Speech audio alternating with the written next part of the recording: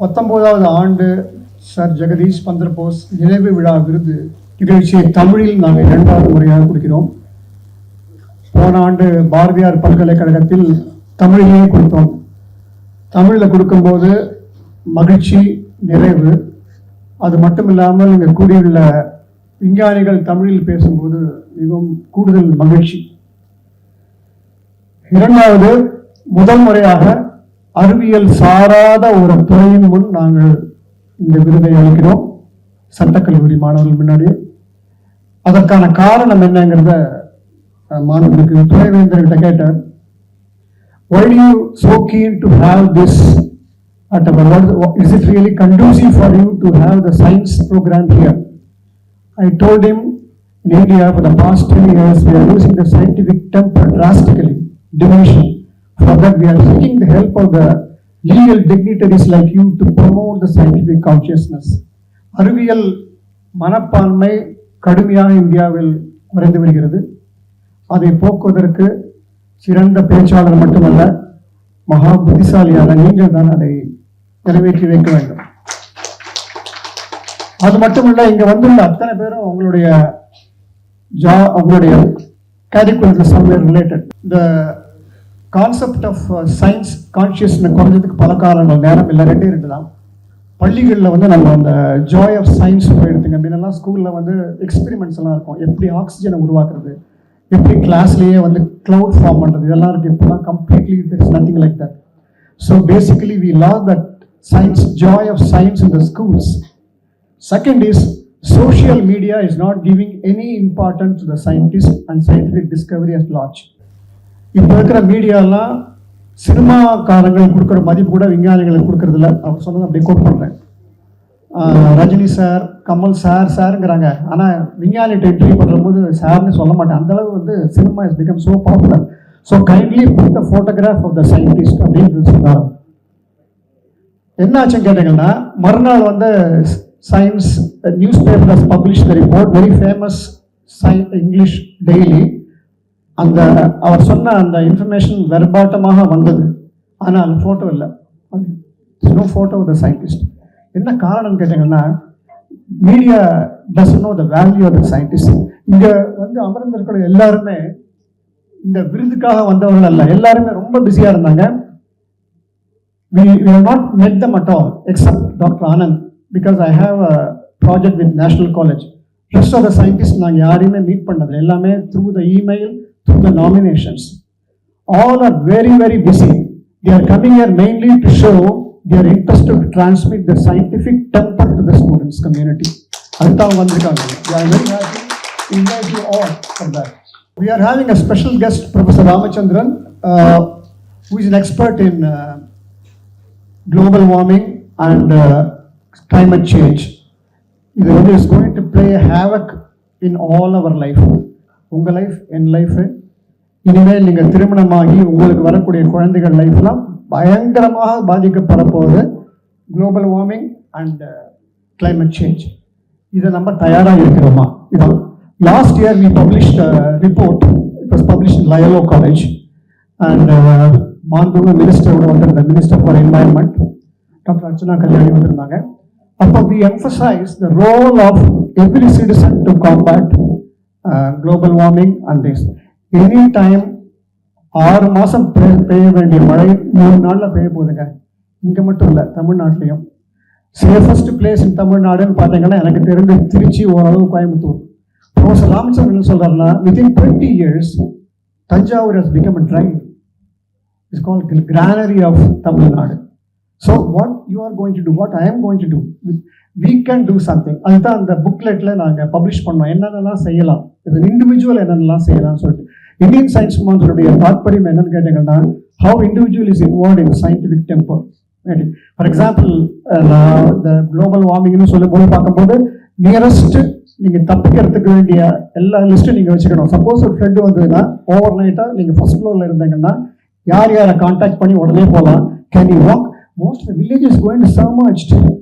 Dr. Ramachandran is going to give you a very Holocaust, what do you call, review of it. அதுக்கு நம்மலாம் face பண்ண போகிறோமா என்பது தான் இதனுடைய முக்கியமான நோக்கம். இந்த இங்கே வந்திருக்கும் அத்தனை scholars they are great. Big surprises for me is Dr. Rajasekhar. Unbelievable, he has done a research and list படிச்சேன்னா unimaginable. He has done so much research. He is so popular in Philippines and Asian and Western countries for his research. He has published more than 120 peer-reviewed journal research papers. And also, surprise in a sense, Professor Judith, she has got more than 100 research papers, that one. So it's all big surprise for us. These people must be recognized in the society. They are not bothered for the publicity, I tell you openly. They are very busy with their professions.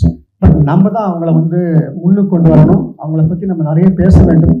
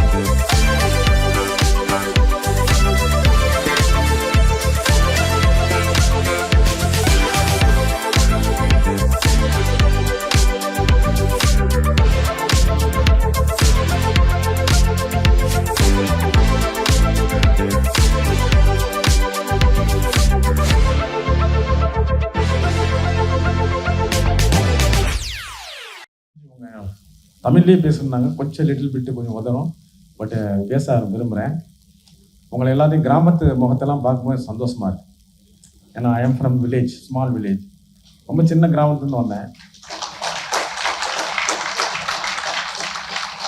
எல்லாரையும் தூரத்துலேருந்து பார்க்கும்போது ஏதோ என்னுடைய ரிலேஷன்மா எல்லாம் all of you my ரிலேட்டிவ்ஸ்க்குமா ஒரு feeling for me. ரொம்ப சந்தோஷமாக இருக்குமா, தம்பி எல்லாம் நல்லா இருக்கணும். We have rural talent, heavy talents. நமக்கு தெரியாது. Rural people, we have socially, economically little bit suffering. But நமக்கு உள்ள அருமை நமக்கு தெரியாது. ஒரு 9 years before one girl came to me for a PhD from Naguneri. அந்த பொண்ணு வந்த உடனே கொஞ்சம் I underestimated because he was very short, hippie, black color. Naturally I thought village எல்லாருக்கும் எப்படி பிக்கப் பண்ணும் அப்படின்னு சொல்லிட்டு இருந்தேன். இல்லை sir, I do it, I do my best. Then I admitted her because of the rurality. Is from Nanguneri, southernmost part of our Tamil Nadu. Admission கொடுத்தாச்சு. The way in which அது பொண்ணு பொண்ண வேகம் நீங்கள் அமேசிங் நினைக்க முடியாது. அந்தளவுக்கு she did it in modelling, computer science, in climate modelling, in modellings, in all software. But she was doing without telling her about her personally anything. He never reveals. எதுவுமே சொல்லாது. ஒன் டே அவர் அப்பா வந்தார் ஒரு நாள். அவங்க father ஒரு நாள் என்ன பண்ணாரு, சார் கொஞ்சம் பாப்பாவுக்கு ஃபீஸ் கட்டணும், கொஞ்சம் ஒரு என்கிட்ட 200 ஆடு இருக்கு, அந்த ஆடு இப்போ ஜூலையா இருக்கு, நான் ஐபிஎஸ்சியில் தீபாவளி முடிஞ்சதுன்னா அந்த ஆடு நிறைய விலைக்கு போகும், அந்த 200 ஆடை விற்கும்போது காசு நிறையா வந்துடும், நான் கட்டிடுறேன் சார், கொடுத்துறேன் சார் அப்படின்னாரு. எனக்கு இம்மீடியட்லி ஐ காட் ஃபீல். ரொம்ப பயந்துட்டேன், என்னடா பாவம், அது ஒன்றுமே சொல்லாது, சச் ஒண்டர்ஃபுல் கேர்ள், வெளியவே சொல்லாமல் இருக்க. அவங்க அப்பா நிற்கிறார், பொண்ணுக்கு தெரிய வேணான்றாரு. ஐ வாஸ் ஸோ நானும் ஒரு பொம்பளை பிள்ளைக்கு இப்போ அப்பாவாக இருக்கேன்.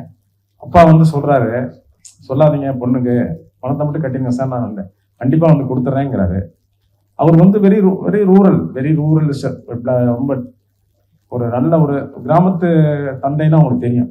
ஆர்டினரி ஷர்ட், பெரிய அயர்ன்டு ஷர்ட் இல்லை, சாதாரண வேட்டி, சாதாரண செப்பல், ஒரு சேவிங் பண்ணாத முகம். பார்த்துட்டு உட்கார சொல்லி காஃபி டீலாம் கொடுத்துட்டு, நான் பார்த்துக்கிறேன் நீங்கள் போயிட்டு வாங்க அப்படின்னு சொல்லிட்டு கேஷை கொடுத்துட்டேன். நீங்களே கட்டுற மாதிரி கட்டிடுங்க, வெளியே தெரிய வேணாம், எங்களுக்குள்ள ஒரு அக்ரிமெண்ட். அவர் கேட்டுக்கிட்டதுனால then you see the honest of the parent. Deepavali முடிஞ்சு அடுத்து ஒரு வாரத்தில் வந்தார். வந்து வட்டியும் சேர்த்து கொடுக்குறாரு. ஸ்மால் பணம் ஒரே வாரத்தில் 200 ஆடை விற்றுட்டேன் ஐயா, நல்ல விலை போயிடுச்சு இந்த வருஷம் ஆடு, ரொம்ப சந்தோஷம், உங்கள் கையில் வாங்கினே எனக்கு ராசி அப்படின்னாரு. ஐயோ சத்தியமா அதெல்லாம் கிடையாது, நீங்கள் தயவு பண்ணி நீங்கள் நல்லபடியாக பிள்ளை படித்தா போதும் அப்படின்னேன். நம்ம காலம் கடந்துச்சு. She got good degree. வெறி பிடிச்ச பொண்ணு அந்த பொண்ணு. அந்த மாதிரி பார்க்க முடியாது நீங்களாம். இங்கே நீங்களாம் கூட ரொம்ப எல்லாருமே ஃபேர் லுக்கிங் கேர்ள்ஸாக இருக்கீங்க. அது அவ்வளவு இதாக இருக்கும். அது வெறி பிடிச்சி படிச்சது. Now is in UK post doc பண்ணுது. Fulbright scholarship. She got Fulbright scholarship. Almost about 50,000 per month is getting in Indian money. அந்த அளவுக்கு என்னன்னு கேட்டீங்கன்னா, every one of you have potential. அதை சொல்ல வரேன். உங்கள்கிட்ட எல்லாருக்கும் பொட்டன்ஷியல் இருக்கு. வந்துட்டோம் ஜாயின் பண்ணிட்டோம் லா தானே அப்படின்னு சொல்லிட்டு நினைக்காதீங்க. You make your self king in the law. அந்த பாசிபிலிட்டி உங்கள்கிட்ட இருக்கு. காம்படிட்டிவ் எக்ஸாம்ஸ் நிறைய இருக்கு, நிறைய வரலாம். ஏன்னா எல்லாரும் லாயராக போக முடியாது, எல்லாரும் ஜட்ஜஸ் ஆக முடியாது, எல்லாரும் அப்படியே டிஸ்ட்ரிக்ட் ஜட்ஜ் ஆனால் ஹைகோர்ட் ஜட்ஜ் ஆக முடியாது, high court judge supreme courts. Lot of sex in doctor ப்ரொஃபஷன்லையும். டாக்டர் சீனியர் டாக்டர் இங்கே இருக்காரு, அவர் முன்னாடி நீங்கள் சொல்லக்கூடாது.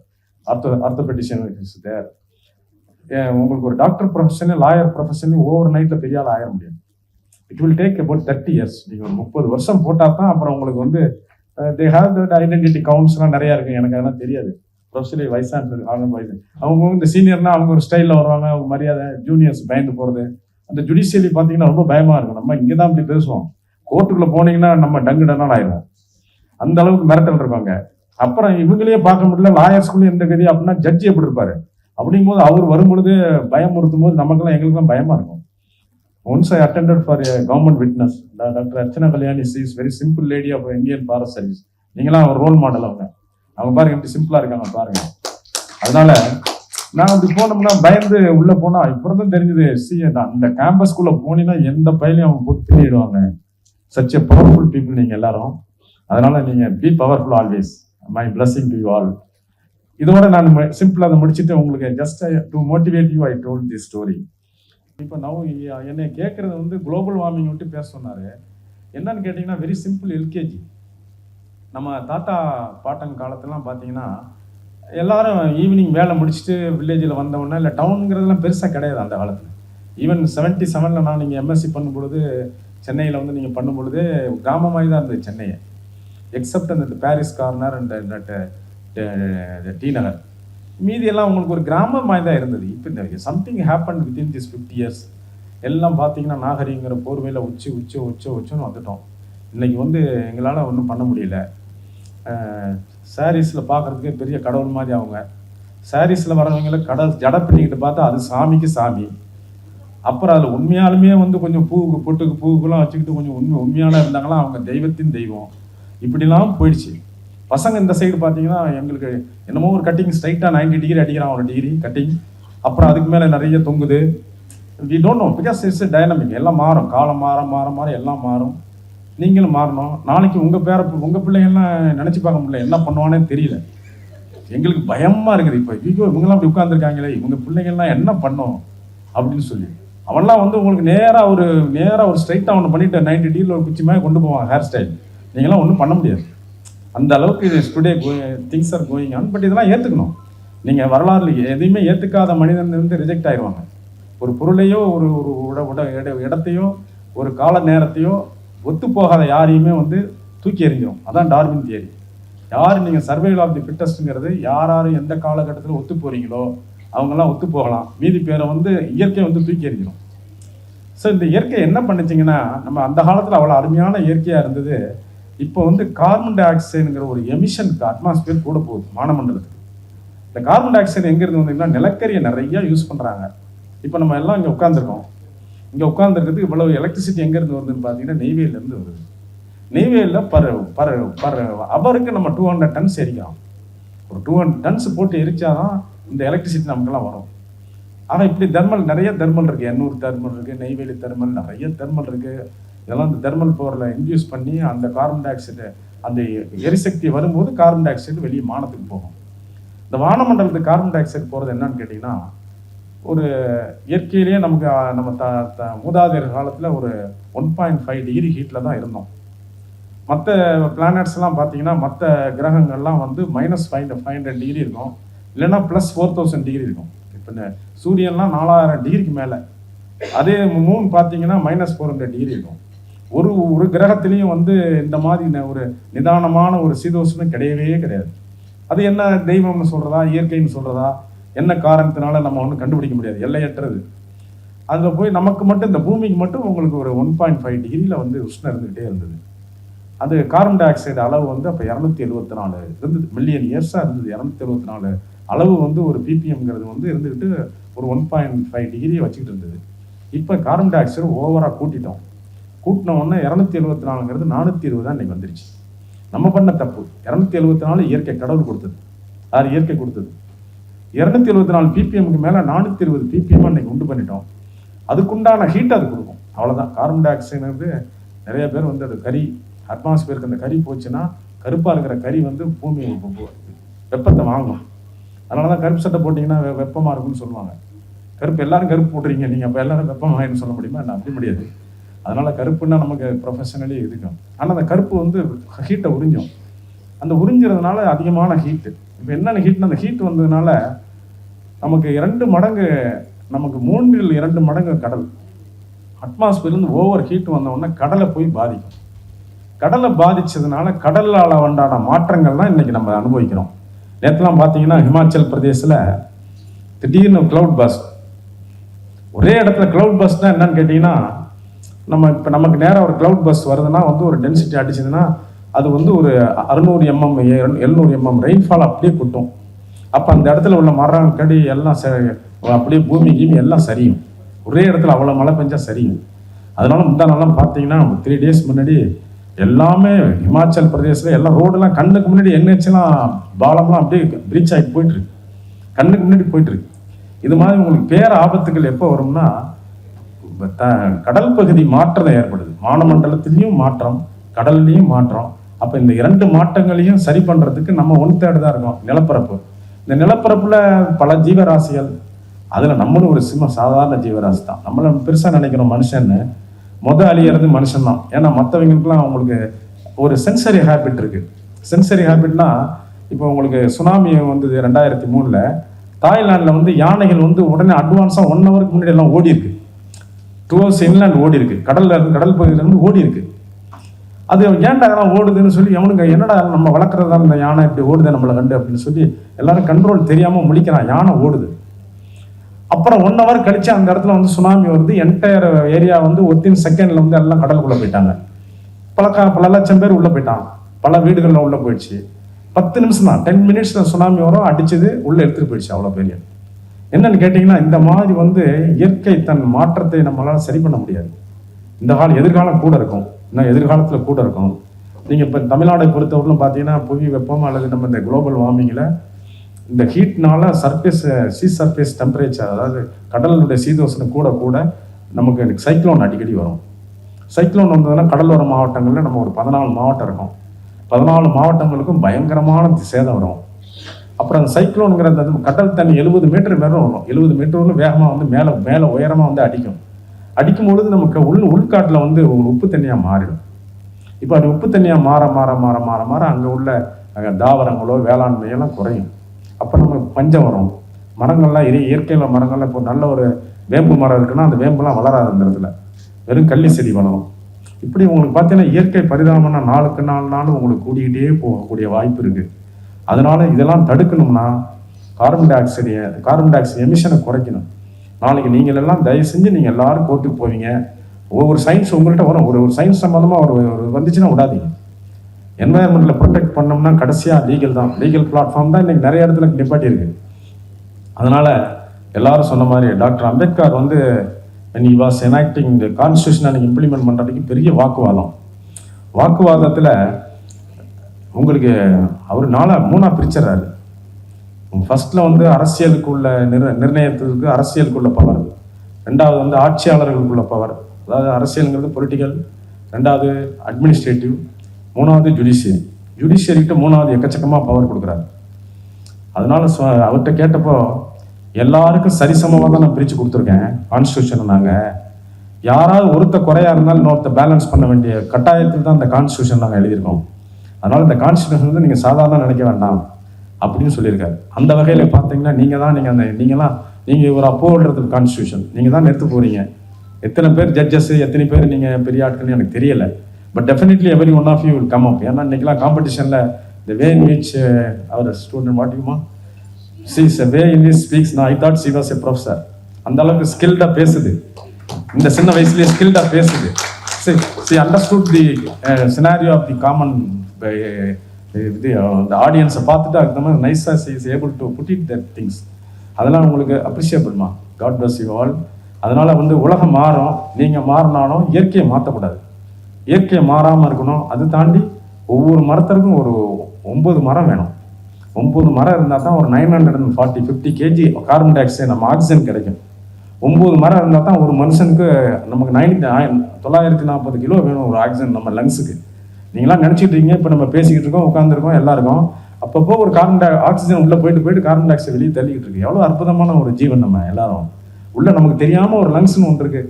அதை எடுத்து வெளியே போட்டிங்கன்னா ஒன்றுமே இல்லை, வெறும் ஸ்பாஞ்சு மாதிரி இருக்கும். அது வந்து நமக்கு கிட்டத்தட்ட 60 to 100 வயசு வரலும் அழகாக ஒர்க் பண்ணி அந்த ஹார்ட்டு நுரையீரலாம் பண்ணி எவ்வளோ அற்புதமான ஜீவன்கிறது கிடைக்காதுமா. எல்லாருக்கும் நம்ம உயிராக வந்துட்டோம். அரிதறிது பிறப்பதில் பிறகு அதிலும் மானிடராய் பிறப்பது அரிது. அந்த அவையார் சொன்ன மாதிரி மானிடராய் பிறக்கிறது ரொம்ப அரிது. வந்துட்டீங்க, வந்த உடனே எல்லாரும் நீங்கள் ஜெயிக்கணும், வெல்லணும். I must see every one of you. இன்னொரு 10 வருஷம் கழிச்சு நான் எங்கேயாவது ஓல்டு மேனாக போயிடுன்னா நீங்களாம் sir I am judge sir here, sir I am magistrate sir அப்படின்னு நீங்களாம் சொல்லணும். அந்தளவுக்கு நீங்களாம் உயரணும். ஆண்டவர் உங்களுக்கு எல்லா அப்படியும் கொடுக்கணும். வந்திருக்கிற எல்லாருக்கும் நல்ல ஒரு அவார்ட்ஸ்லாம் மோட்டிவேட் ஆகணும். நீங்கள் எல்லாரும் 12 years back before I got this award, same our TKV Rajan, he is a man without any, he is continuously very self committed. அவரே தான் எல்லாம் பண்ணிக்கிறாரு. அவருக்கு வந்து லெஃப்டினெல்லாம் யாரும் இல்லை. பட் எப்போ is travelling all over the country identifying the good people. அவங்களுக்குலாம் ஒரு அவார்ட் கொடுக்கணும்னு அவரே ஜெனரேட் பண்ணி அவரே ஒவ்வொரு வருஷம் தனியாக ஒரு different personality. I feel I pray God that he also should live long and I pray for a heavy longevity for his life. Almighty will give, I hope, and I wish every one of you. Thank you so much. எல்லாருக்கும் வணக்கம். நானும் ஒரு கிராமத்தாளு தான். எங்க கிராமம் வந்து விஷ்ணுபுரம்னு ஒரு ஊர் கிராமம், கும்பகோணம் பக்கத்துல. என்னோட கொள்ளு தாத்தா 1914 ஒரு ரூரல் ஸ்கூல் ஆரம்பிச்சாரு. அப்போ 25 கிராமத்துல ஸ்கூலே கிடையாது. அப்போ காவேரி கரையில ஒரு 10 ஏக்கர் லேண்ட்ல ஆரம்பிச்சாரு. 108 வருஷமா அது நடந்துட்டு இருக்கு. என்னோட விதி என்னோட ஒய்ஃபோட தாத்தாவும் அவரு பக்கத்து ஒரு 18 கிலோமீட்டர்ஸ் எங்க ஊர்ல இருந்து. அவர் 1950 ஒரு ரூரல் ஸ்கூல் ஆரம்பிச்சாரு. அது இப்போ ஒரு 72 இயர்ஸ் நடந்துட்டு இருக்கு. கிட்டத்தட்ட ஒரு 1800 குழந்தைகள் இந்த விஷ்ணுபுரம் ஸ்கூல்லேயே, அங்கே 800 குழந்தைகள் அந்த தப்பலாம்புலியூர் அப்படின்னு ஒரு ஊர் திருவாரூர் பக்கத்தில், அதுவும் கிராமம். ஸோ 2600 குழந்தைகள் படிக்கிறாங்க. எப்போதும் நினச்சது உண்டு, இந்த பசங்கள்லாம் எப்போ ஐஐடி மெட்ராஸ் வருவாங்க, இவங்களும் வர முடியுமா, நம்மளும் அவங்க ஒரு ப்ராஜெக்ட் கைடு பண்ணோம் என் லைஃப்குள்ள அப்படின்னு ரொம்ப ஆசை. அதனால தான் ஆரம்பத்தில் ஐஐடி மெட்ராஸ், அனைவருக்கும் ஐஐடி மெட்ராஸ், ஐஐடிஎம் ஃபார் ஆல்ங்கிறத ஆரம்பித்தோம். அதுதான் எங்களோட ஃபர்ஸ்ட் இந்த என்னோட பேசிக் இன்ட்யூஷன் அண்ட் ஒரு மோட்டிவேஷன் அங்கே தான் ஆரம்பிச்சது. இதில் ஒரு வருஷத்தில் நாங்கள் செஞ்சது என்னன்னா, உங்களுக்கு இல்லாமல் ஒரு ரிக்வெஸ்ட் வைக்கிறேன். இன்னைக்கு பிஎஸ் டேட்டா சயின்ஸ்னு ஒன்று ஆரம்பிச்சாதான். ஜேஇ அட்வான்ஸ்டுங்கிறது கொஞ்சம் கஷ்டமான பரீட்சை. அது ரூரல்ல இருக்கிறவங்களுக்கு அந்த மாதிரியான ட்ரைனிங் கிடைக்கிறதுலாம் ரொம்ப கஷ்டம். அதனால் பிஎஸ் டேட்டா சயின்ஸ்னு ஒன்று ஆரம்பித்தோம். இன்னைக்கு டேட்டா சயின்ஸுங்கிறது எல்லாரும் முக்கியம். நீங்கள் எல்லாருமே டேட்டா சயின்ஸ் படிக்கணும். என்னோட இது அதை பற்றி அடுத்தது பேசுகிறேன். பட் அதில் வந்து ஒரு எலிஜிபிலிட்டி டெஸ்ட், அது சிம்பிளாக லாஜிக், அதாவது பேசிக் அனாலிட்டிக்கல் எபிலிட்டி தான் அதை டெஸ்ட் பண்ணுறோம்.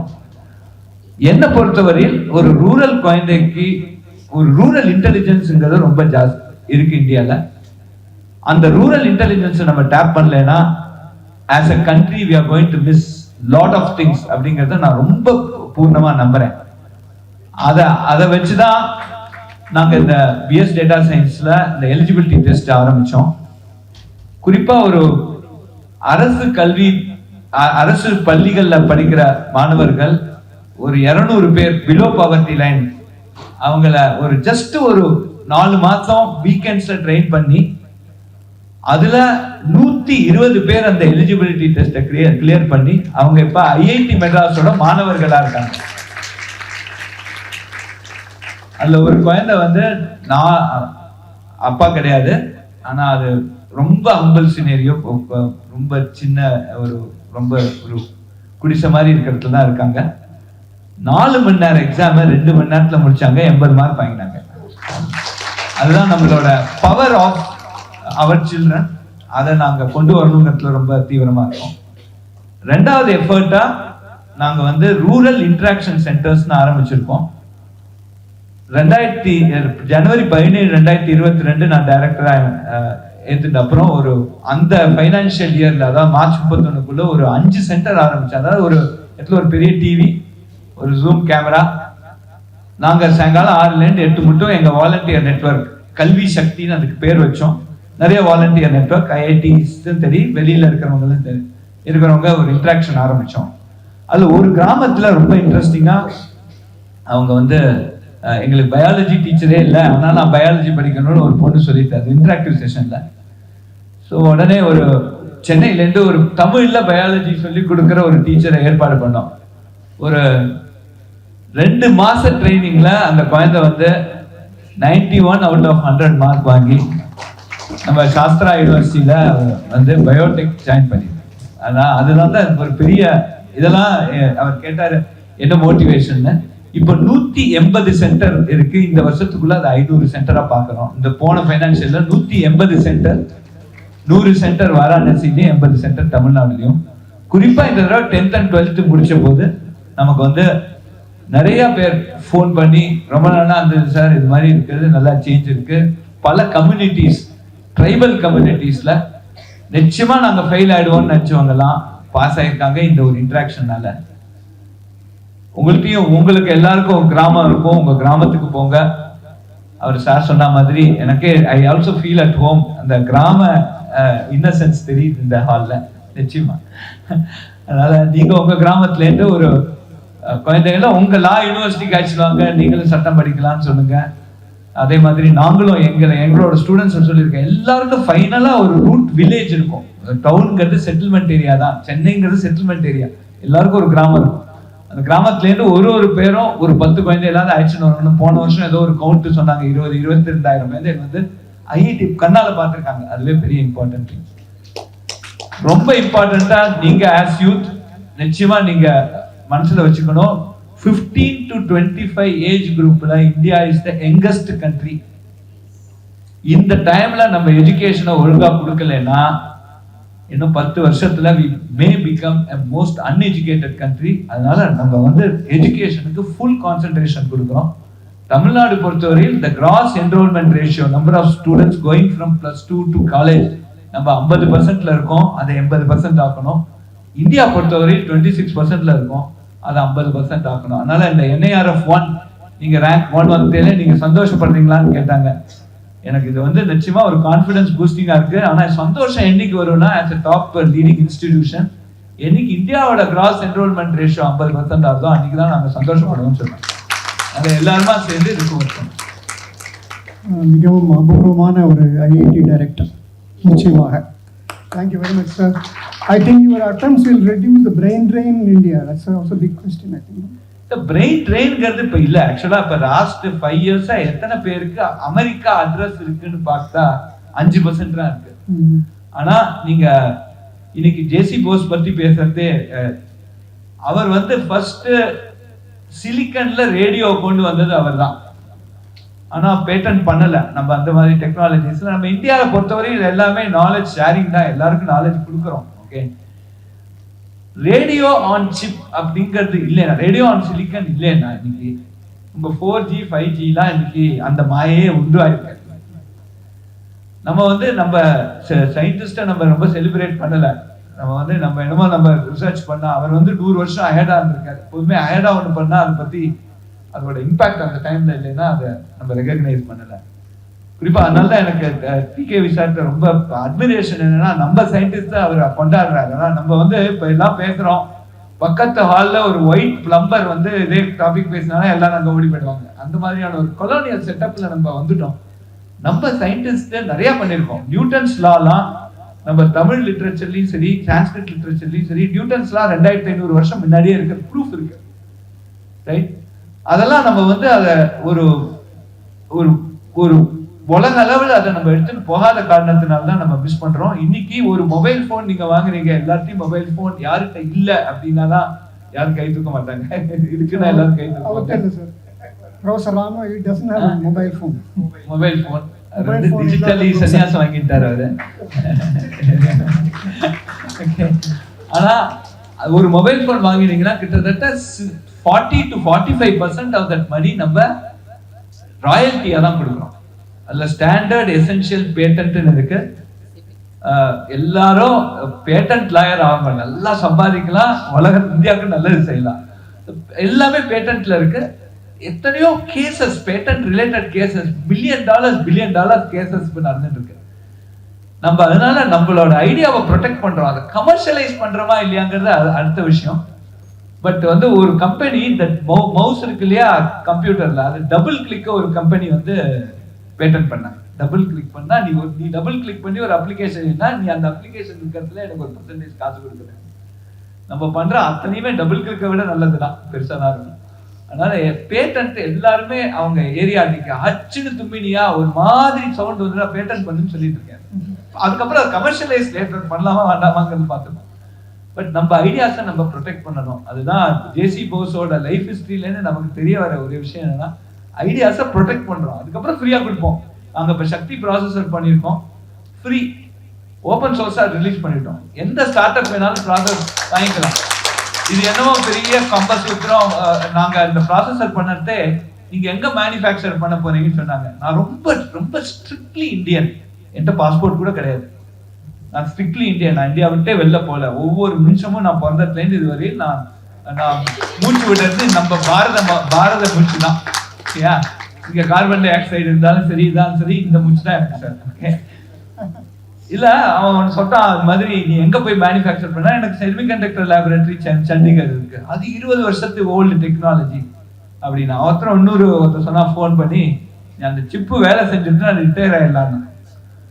செப்டம்பர் 24, 2018 ராத்திரி 1 மணிக்கு தான் அது வேலை செஞ்சது. வேலையெல்லாம் நல்லா பண்ணிட்டோம். அந்த இங்கேயே பண்ணோம், அதாவது இங்கேயே டிசைன் பண்ணி, இங்கேயே மேனுஃபேக்சர் பண்ணி, இங்கேயே பேக்கேஜ் பண்ணி, இங்கேயே மதர் போர்டு பண்ணி, இதுலயே போட்டு பூட் ஆகி ஃபர்ஸ்ட் ஹலோ ஐ எம் சக்தி அப்படின்னு அது ஃபர்ஸ்ட் கமெண்ட் அடிச்சோன்னே ஃபோன் பண்ணேன். ராத்திரி 12 மணிக்கு ஃபோன் பண்ணி, டேய் சிப்பு ஒர்க் வேலை செய்யுது, நான் ரிட்டையர் ஆக போறது இல்லைன்னு. அதனால நம்ம கண்ட்ரி மேல நமக்கு ஒரு நம்பிக்கை வரணும், நம்ம கண்ட்ரியால முடியும். அதாவது இப்ப ஆத்ம நிர்பர்னு பிரைம் மினிஸ்டர் சொல்றாரு, அதுக்கு முன்னாடி ஆத்ம விஸ்வாஸ், நம்மளால முடியும் அப்படிங்கிறது, என்னால் முடியும் தம்பி அப்படிங்கிறது நமக்கு வரணும். இதுதான் எல்லாரும் நீங்க ஃபாலோ பண்ணணும்.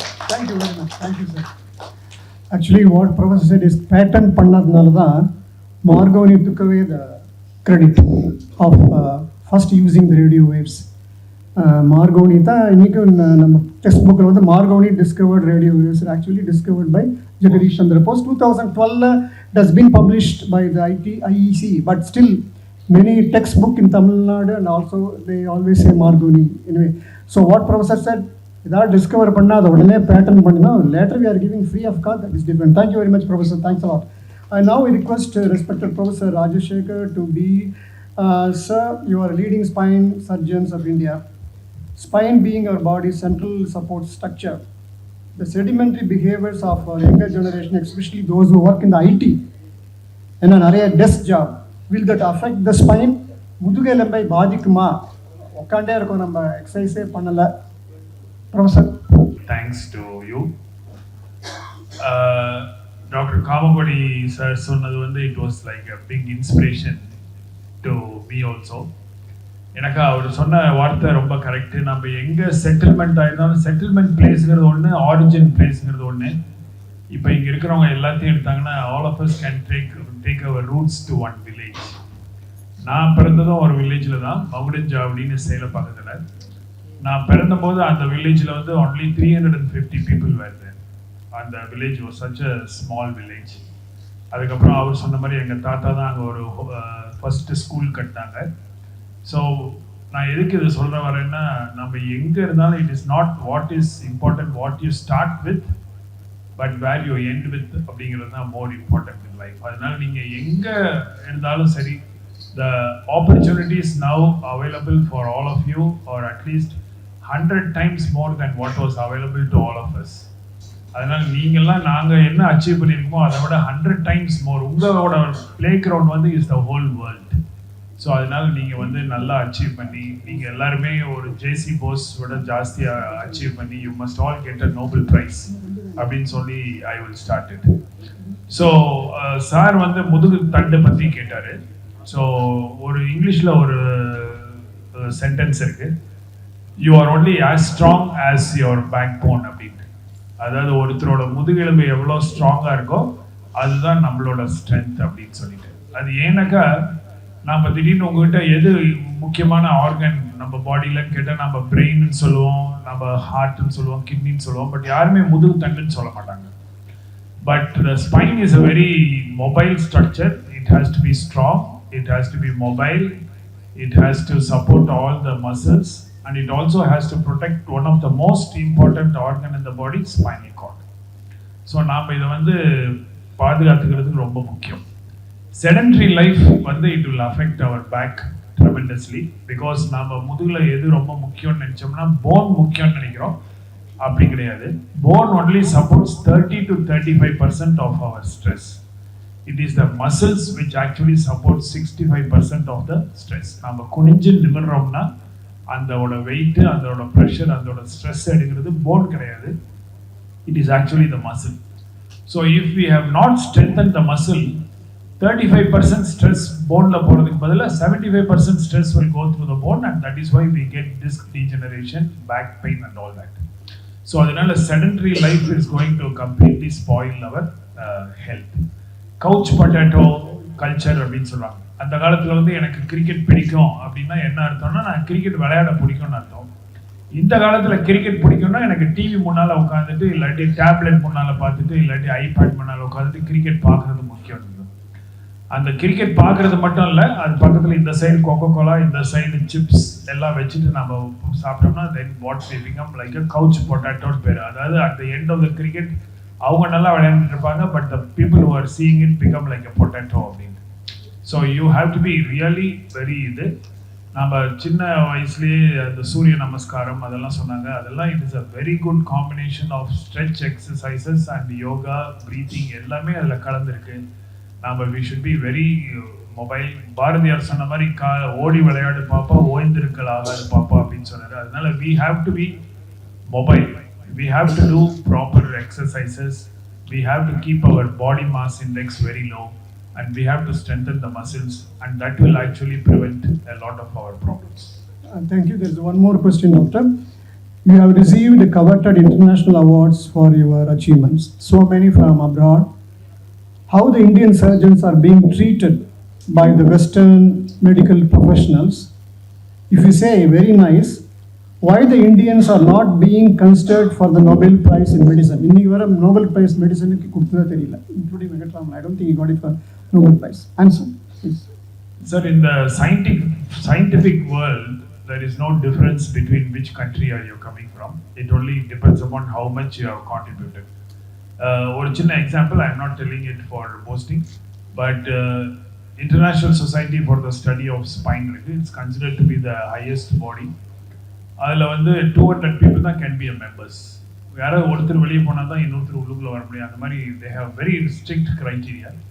average age of their president வந்து usually 68 to 70 இருக்கும். Now I became the youngest president at 52 years. So நான் எதுக்கு இது சொல்றேன்னா, at that level there is no discrimination whether you are from India or Africa or from any other country. There is no discrimination. It's only actually what you contribute and what you are saying as the very good value.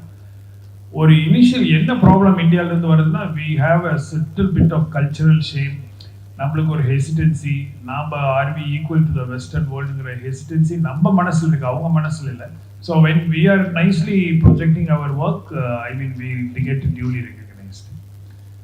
The other major question of why Indians are still not getting a Nobel prize அப்படின்னா, Nobel prize contribution பண்ணுற அளவுக்கு இப்போ தான் we are all making contributions.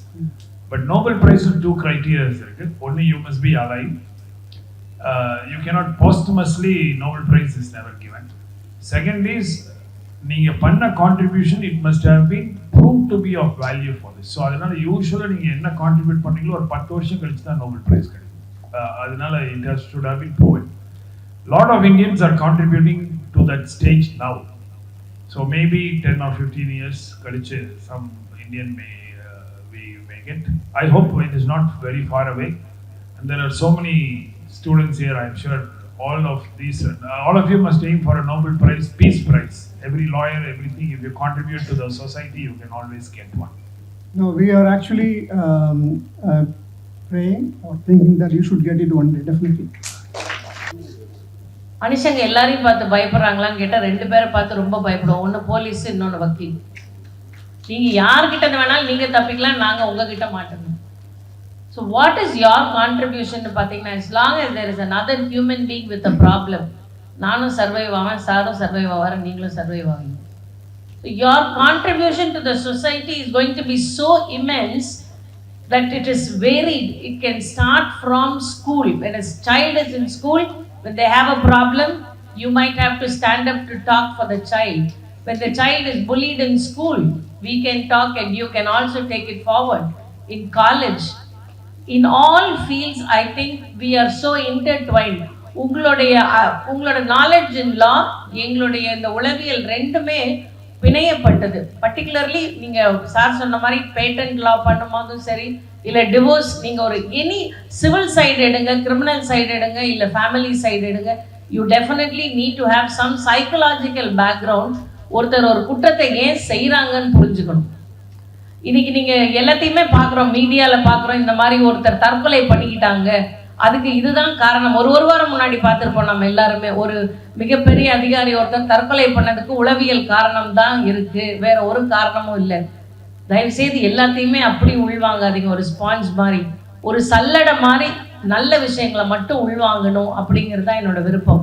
அதுக்கு நீங்கள் கட்டாயமாக ஒரு மனிதன் செய்யக்கூடிய தவறுக்கு இல்லை ஒரு பிரச்சனைக்கு என்ன காரணம்னு தெரிஞ்சுக்கணும்னா, ஓரளவுக்கு உளவியல் சம்மந்தப்பட்ட விஷயங்களையும் தெரிஞ்சுக்கணும்.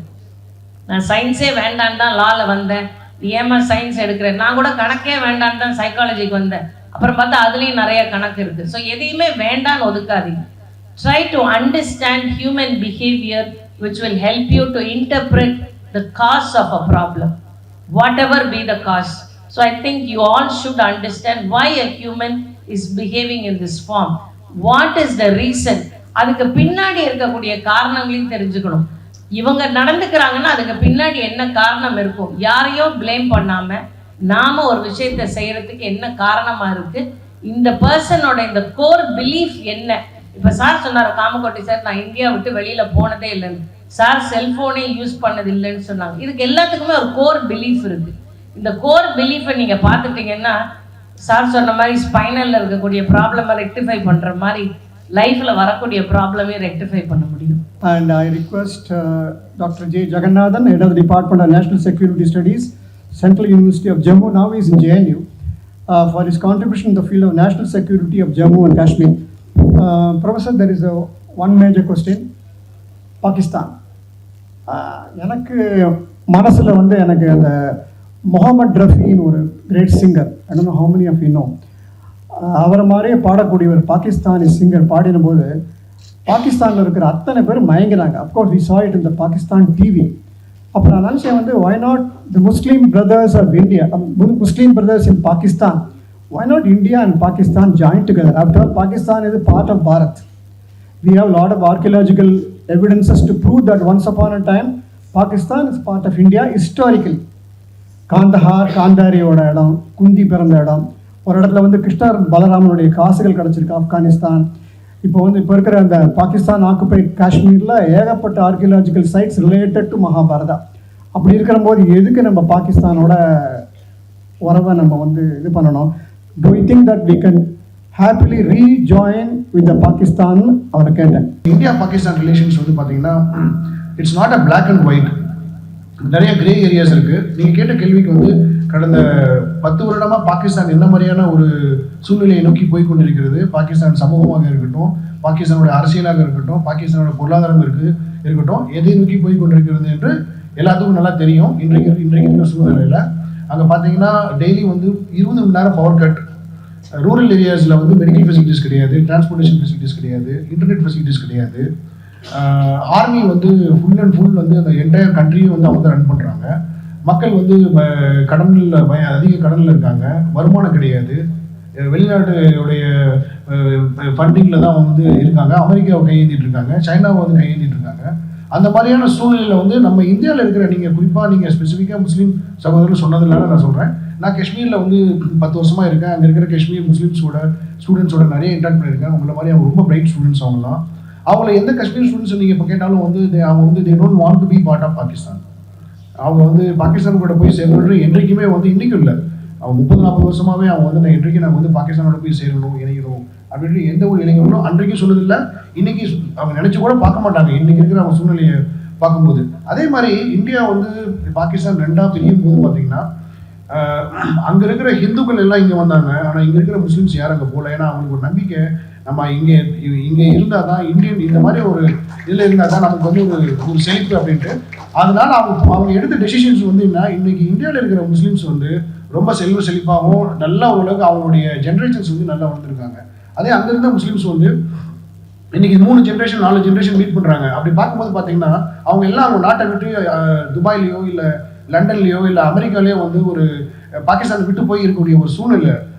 நீங்கள் பாகிஸ்தானில் பார்த்தீங்கன்னு வச்சுக்கலாம், எந்த ஒரு அரசியல்வாதியாக இருக்கட்டும் இல்லை ஒரு ராணுவ தளபதியாக இருக்கட்டும், அவங்க ரிட்டையர்மெண்ட்டுக்கு அப்புறம் பார்த்தீங்கன்னா அங்கே இருக்க முடியாது. அவங்க துபாயிலாம் போய் செட்டில் ஆக முடியும், அவங்க ஃபேமிலியில் துபாயில் செட்டில் பண்ணிடுவாங்க. அந்த மாதிரியான ஒரு சூழ்நிலை வந்து பாகிஸ்தானில் இருக்குது. ஆனால் நம்ம இந்தியாவில் பார்த்தீங்கன்னா இப்போ ரிட்டையர்டான ராணுவ தளபதிகளாக இருக்கட்டும், அவங்க ஃப்ரீயாக நடமாடுவாங்க, அவங்க போய் காய்கறி வாங்குவாங்க. அதே மாதிரி இங்கே இருக்கிற அரசியல்வாதிகள் வந்து ஒரு இன்னொரு நாட்டில் போய் அகதிகளாக இருக்கக்கூடிய ஒரு சூழ்நிலை வந்து இந்தியா வந்து கொடுக்க கிடையாது. அது முஸ்லீம் முஸ்லீமாக இருந்தாலும் சரி. நமக்கு எல்லாத்துக்கும் ஞாபகம் முன்னாள் துணை ஜனாதிபதி வந்து அமித் அன்சாரின்னு ஒருத்தர் இருந்தார். அவர் வந்து ஒரு டிப்ளமேட்டு, நல்ல ஒரு இஸ்லாமிக் ஸ்காலர். வந்து அவர்கிட்ட வந்து இந்த கேள்வி வைக்கப்பட்டது, இது மாதிரி வந்து துணை ஜனாதிபதி இருக்கும்போது வந்து அவர் சொன்னார், நான் ரிட்டையர் ஆனாலும் வந்து நான் டெல்லியில் வந்து நான் போயிட்டு வந்து பால் வாங்கிட்டு வர முடியும், காய்கறி வாங்கிட்டு வர முடியும். இதே வந்து பாகிஸ்தானுடைய ஜனாதிபதியோ துணை ஜனாதிபதியோ வந்து அந்த மாதிரி பண்ண முடியுமா, ஃப்ரீயாக வந்து போக முடியுமா அப்படின்ட்டு. அப்போ ஒரு லிஸ்ட் எடுத்து பார்த்தப்போ நீங்களே வேணால் கூகுள் பண்ணி பாருங்கள், யாரெல்லாம் பாகிஸ்தானில் இருந்த முன்னாடி ஜனாதிபதியாக இருக்கட்டும் இல்லை பிரதமர்களாக இருக்கட்டும், அவங்க யாருமே இப்போ இஸ்லாமாபாத்தில் இல்லை. ஸோ இந்த மாதிரியான ஒரு சூழ்நிலையில் வந்து நீங்கள் பார்த்தீங்கன்னா இப்போ இனிமேல் நடக்கக்கூடிய சூழ்நிலைனா அங்கே இருக்க மக்கள் வந்து இந்தியாவை பார்த்து ரொம்ப பெருமைப்படுறாங்க, இந்தியாவுடைய ஆட்சிகளை பார்த்து பெருமைப்படுறாங்க. இன்ஃபேக்ட் பார்த்தீங்கன்னா மோடிஜிக்கு வந்து இந்தியாவோட அங்கே தான் பயங்கர ஃபேன்ஸ் வந்து அதிகமாக இருக்காங்க. இப்போ பாகிஸ்தானோட மக்கள் வந்து விரும்பி பார்க்குறாங்க. சர்வேஸில் வந்து அவங்க நடக்கக்கூடிய கருத்து கணிப்பில் பார்த்தீங்கன்னா நமக்கு இந்தியா ஒரு பாரத பிரதமர் மாதிரி நமக்கு ஒரு பிரதமர் அமையவில்லையே அப்படின்ற ஒரு ஏக்கம் இருக்குது. ஸோ கூடிய சூழ்நிலையில் பார்த்தீங்கன்னா அவங்களே வந்து நம்ம ஒரு இந்தியா விட்டு ஏன் நம்ம பிரிஞ்சு போனோம், எதுக்காக நம்மளுடைய தலைவர்கள்லாம் வந்து இந்த மாதிரியான ஒரு முடிவு எடுத்தாங்கன்ற ஒரு சிந்தனை வந்து இன்றைக்கு பாகிஸ்தான் மக்களில் வந்து இருந்துட்டு இருக்கிறத நம்ம பார்க்குறோம். Thank you. The only one thing, Pakistan occupied Kashmir, அதில் எங்களுக்கு as an archaeologist we are very interested to go there and to do excavation. இனி வர அந்த பர்மிஷன் கிடைக்கல. ஒருவேளை POK நம்ம கேப்சர் பண்ண சான்சஸ் இருக்குது. அந்த ஒரே கொஸ்டின், ஷார்ட் கொஸ்டின். நம்ம நாடு வந்து இது வரைக்கும் இன்னைக்கு ஹிஸ்ட்ரியாக பார்த்தீங்கன்னா வந்து நம்ம எந்த நாட்டு மேலேயும் வந்து ஒரு போர் தொடுத்து ஒரு நாட்டை வந்து அபகரித்து நம்ம சேர்த்துக்கின்ற ஒரு எண்ணமே கிடையாது. ஆனால் ஒரு டாமினேஷன்ஸ் வந்து ஒரு நாட்டை வந்து ஆக்கிரமிச்சு வந்து நம்ம எடுத்துக்கிட்டு இப்போ POKல பாகிஸ்தான் ஆக்குபைட் ஜம்மு காஷ்மீர், அதாவது பாகிஸ்தானில் இருக்கிற ஜம்மு ரீஜனும் இருக்குது, காஷ்மீர் ரீஜனும் இருக்குது. குறிப்பாக கில்கிட் பல்டிஸ்தான், லடாக்கோட சேர்ந்து இருக்க பகுதி, அப்புறம் மீர்பூர், அப்புறம் இந்த பக்கம் இருக்கிற பகுதி வந்து ஜம்முவோட சேர்ந்துருக்க பகுதியில் பார்த்தீங்கன்னா அங்கே இருக்க மக்கள் வந்து இந்த இந்தியன் சைடில் இருக்கிற டெவலப்மெண்ட்ஸ் வந்து பார்க்குறாங்க. அதை பார்த்து என்ன சொல்கிறாங்கன்னா, அவங்களுக்கு வந்து ஒரு பொலிட்டிக்கல் உரிமைகள் கிடையாது. நீங்கள்லாம் வந்து லாயர்ஸ் வந்து லீகல் ஸ்டூடெண்ட், லா ஸ்டூடெண்ட்ஸு, நான் உங்களை எல்லாம் கேட்டுக்கிறது என்னென்னா, நீங்கள் நம்ம இந்தியன் கான்ஸ்டிடியூஷன்ஸில் குறிப்பாக வந்து இப்போ கடந்த 2019 ஆர்டிகல் 370 அது தொடர்பான டெவலப்மெண்ட்ஸ் வந்து நீங்கள் கண்டிப்பாக வந்து படிக்கணும். அது வந்து ஒரு பெரிய கான்ஸ்டிடியூஷனல் ஒரு டிரான்ஸ்ஃபர்மேஷன் வந்து நம்ம பண்ணியிருக்கோம். அந்த ஆர்டிகல் 370 எடுத்தது அது வந்து நிறைய இப்போ வந்து அந்த சுப்ரீம் கோர்ட் கூட அதை கேள்வி கேட்க போகிறேன்னு சொல்லிட்டு இருந்தாங்க. பட் நீங்கள் அதை வந்து கண்டிப்பாக படிக்கணும். குறிப்பாக 35A அப்படின்றது ரொம்ப டிஸ்கிரிமினேட்டரி விமனுக்கு வந்து. நான் ஜம்மு காஷ்மீரில் நான் 10 வருஷமாக அங்கே இருந்திருக்கேன். அங்கே இருக்கிற ஒரு ஒரு பெண் வந்து கல்யாணம் பண்ணி வேறு மாநிலத்துக்கு கல்யாணம் பண்ணி போனால் அவங்களுக்கு வந்து அந்த ப்ராப்பர்ட்டி ரைட்ஸ் கிடைக்காது. ஸோ என்னோட லேண்ட் லேடி வந்து அவங்க வந்து ஒரு பஞ்சாபியை வந்து கல்யாணம் பண்ணிட்டாங்க. அந்த கம்யூனிட்டி பார்த்தீங்கன்னா எல்லாம் ஸ்ப்ரெட்டாக இருக்கும். அந்த டோக்ரா கம்யூனிட்டி பார்த்தீங்கன்னா ஹிமாச்சலையும் இருப்பாங்க, பஞ்சாப்லேயும் இருப்பாங்க, ஜம்மு காஷ்மீர்லையும் இருப்பாங்க. ஸோ அவங்க வந்து பஞ்சாபில் கல்யாணம் பண்ணி போயிட்டாங்க. அப்போ அவங்களுடைய ப்ராப்பர்ட்டி வந்து அவங்களால இன்ஹெரிட் பண்ண முடியல. அவங்க ரிலேட்டிவ்ஸ் வந்து அதை அபகரிச்சிட்டாங்க இந்த லாவை சைட் பண்ணி. ஸோ அவங்க ரொம்ப கவலைப்பட்டிருந்தாங்க. நாங்கள் வந்து ப்ராப்பர்ட்டி விற்றுட்டு போக வேண்டிய சூழ்நிலை இருக்குது, நான் பிறந்து வளர்ந்ததுன்ட்டு. ஸோ இந்த மாதிரி லா டிஸ்கிரிமினேஷன் இருந்தது. அதை நம்ம ரிமூவ் பண்ணோம். ஆர்டிகல் 370 and 35 நீங்கள் கண்டிப்பாக அதை படிக்கணும். ஸோ இதோட டெவலப்மெண்ட் எப்படி வந்தால் 2018 வந்து பாகிஸ்தான் வந்து இம்ரான்கான் கவர்மெண்ட் வந்து ஒரு அமெண்ட்மெண்ட் கொண்டு வராங்க, 5th அமெண்ட்மெண்ட். அந்த அமெண்ட்மெண்ட்ல என்னன்னா, சுதந்திரம் வாங்கினதுலேருந்து பாகிஸ்தானில் கில்கிட் பலுச்சிஸ்தான் இந்த மாகாணங்கள் வந்து அவங்க வந்து சுதந்திரமாக அவங்களுடைய ரெப்ரசன்டேட்டிவ்ஸ் வந்து தேர்ந்தெடுக்கக்கூடிய அதிகாரம் அவங்களுக்கு கிடையாது, பொருளாதார அதிகாரம் கிடையாது. அந்த மாகாணங்கள் வந்து இராணுவ கட்டுப்பாட்டிலையும் டைரெக்டாக பிரதமரோட கட்டுப்பாட்டிலையும் இருந்தது. இது இன்னைக்கு வரைக்கும் அதுதான் அந்த ஒரு கட்டுப்பாட்டிலாம் இருந்து கொண்டு இருக்கிறது. அதனால வந்து அவங்களுக்கு எந்த ஒரு ரைட்ஸும் கிடையாது. அவங்களால வந்து ஒரு லேண்டை வந்து யார் வேணால் அவங்க விற்க முடியும். ஸோ அப்படி பிஓஜேக்கள் என்னாச்சுன்னா, இப்போ கடந்த 10 வருஷமாக 2013 வந்து அங்கே இருக்கிற லேண்ட்ஸ்லாம் வந்து சைனீஸ் கவர்மெண்ட், சைனீஸ் கம்பெனிஸ்க்கு வந்து கவர்மெண்ட் கொடுத்துட்டாங்க. மக்கள்லாம் வந்து ரொம்ப எதிர்ப்பில் இருக்காங்க. ஸோ அந்த சூழ்நிலை பார்த்தீங்கன்னா, பாகிஸ்தான் ஆக்குபைட் ஜம்மு காஷ்மீர் நம்ம 2019 ஜம்மு காஷ்மீர் ரீஆர்கனைசேஷன் ஆக்ட் கிளியராக சொல்லுது, it is an integral part of India அப்படின்ட்டு. 1994 பார்லிமெண்ட் ரெசல்யூஷனும் அதை தான் சொல்லுது. அன்றைக்கி அனைத்து கட்சிகளும் சேர்ந்து 1994 நரசிம்மராவ் கவர்மெண்ட்டில் ஒரு ரெசல்யூஷன் பாஸ் பண்ணுறாங்க. எல்லா பார்ட்டியும் வந்து அதை வந்து யுனானிமஸாக வந்து அப்ரூவ் பண்ணுறாங்க. Jammu and Kashmir is integral part of India, including the areas occupied illegally by Pakistan, Gilgit Baltistan province in the Pakistan of Jammu Kashmir. So we have a legitimate claim over that land. அந்த லீகலாக வந்து நம்ம அதை வந்து claim பண்ணுறதுக்கு இருக்குது. எப்படி வந்து அந்த லேண்ட் வந்து வரப்போகுது, இல்லை ராணுவத்தை விட்டு நம்ம அந்த லேண்ட் எடுக்க போகிறோமா, இல்லை அவங்களா வந்து பண்ண போகிறாங்களா அப்படின்னு பார்க்கணுன்னா நீங்கள் நியூஸ் பாருங்கள். அங்கே என்ன டெவலப்மெண்ட் நடந்துகிட்டு இருக்குன்ட்டு. டெய்லி ஏதாவது ஒரு போராட்டம் நடந்துகிட்டு இருக்கு. அன்றைக்கி கூட இந்தியன் ஃப்ளாகை வச்சு அவங்க போராட்டம் பண்ணியிருக்காங்க. ஆர்மி வந்து அவங்களை வந்து கண்ட்ரோல் பண்ணியிருக்காங்க, கில்கிட் பல்டிஸ்தான். ஸோ கூடிய விரைவில் வந்து இந்த ஒரு மக்களை வந்து அவங்களால ரொம்ப நாளாக கண்ட்ரோல் பண்ண முடியாது. Thank you very much. Probably you can invite him by Chancellor for a very big talk. A lot of information we get from him. Out of time factor nala, so we go to Dr. N. Jayakumar, Professor Data Mining, Text Mining, Laboratory of Bioinformatics, Bharatiya University. Pharmaceutical industry is playing a key role. Pharmaceutical industry is a very major is playing key role. So I request him to tell one example how this your discipline is. Yes. Okay, thank you for this nice organization. I am basically a computer scientist. Computer science தான் பண்ணேன். Later வந்து எல்லாரும் ID இண்டஸ்ட்ரியில் இருக்கிறப்ப நான் academic இதுக்கு ஜேஎன்யூவில் வந்து ஒரு ப்ராஜெக்ட், அப்போ தான் அந்த பயோ இன்ஃபர்மேட்டிக்ஸ் 30 இயர்ஸ்க்கு முன்னாடி வந்துகிட்டு இருக்கு. சம் ஆஃப் த ஸ்டடீஸ் அந்த ப்ரோக்ராம் பண்ணி, ஸோ கொஞ்சம் யூனிக் ஏரியா நம்ம சுவிட்ச் ஓவர் பண்ணணும்னு அந்த ப்ராஜெக்டில் I was in JNU Delhi. அந்த ஒர்க்கை ஒரு பப்ளிகேஷனாக பண்ணதுக்கப்புறம் ஒரு Pfizer pharma company cancer research project யூகேல பிஹெச்டி பண்ணுறதுக்கு எனக்கு ஆப்பர்ச்சுனிட்டிஸ், கேன்சர் ரிசர்ச். அப்போ வந்து மைக்ரோ அரேஸ் அப்படிங்கிற இது நம்ம பாடியை நம்ம இது பண்ணோன்னா, நம்ம ஹியூமனில் பார்த்தீங்கன்னா 65,000 ஜீன்ஸ் இருக்குது. ஒவ்வொரு டைமும் டிஃப்ரெண்ட் ஜீன்ஸ் வந்து டிஃப்ரென்ஷியலாக எக்ஸ்பிரஸ் பண்ணும். அது ஒரு கம்ப்யூட்டர் மாடல். இப்போ வந்து அதுக்கு வந்து டாக்டர் ராஜசேகரன் இன்னைக்கு லைஃப் டைம் அச்சீவ்மெண்ட் அவார்டு வாங்கியிருக்காரு. நான் சொன்ன மாதிரி அவரும் ஒரு அகாடமிஷியன், டாக்டராக இருந்தாலும் அங்கே கங்கா ரிசர்ச் சென்டர்னு ஒரு பெரிய ரிசர்ச் சென்டர் வச்சுருக்காங்க. அங்கே அந்த சீஃப் சயின்டிஸ்டாக இருக்கிறது மதுரையில் கூட இருந்தோம் சித்ரான்னு. இப்போ எங்கள் பாரதியார் யூனிவர்சிட்டி எங்கள் டிபார்ட்மெண்ட்டில் பிஹெச்டி பண்ண முருகேஷ்னு ஒருத்தர் தான் அங்கே சயின்டிஸ்டாக இருக்கார். இன்னைக்கு மெடிக்கலில் வந்து ஒரு ரிசர்ச் பண்ணணும்னா இந்த பயோ இன்ஃபர்மேட்டிக்ஸ் வேணும்.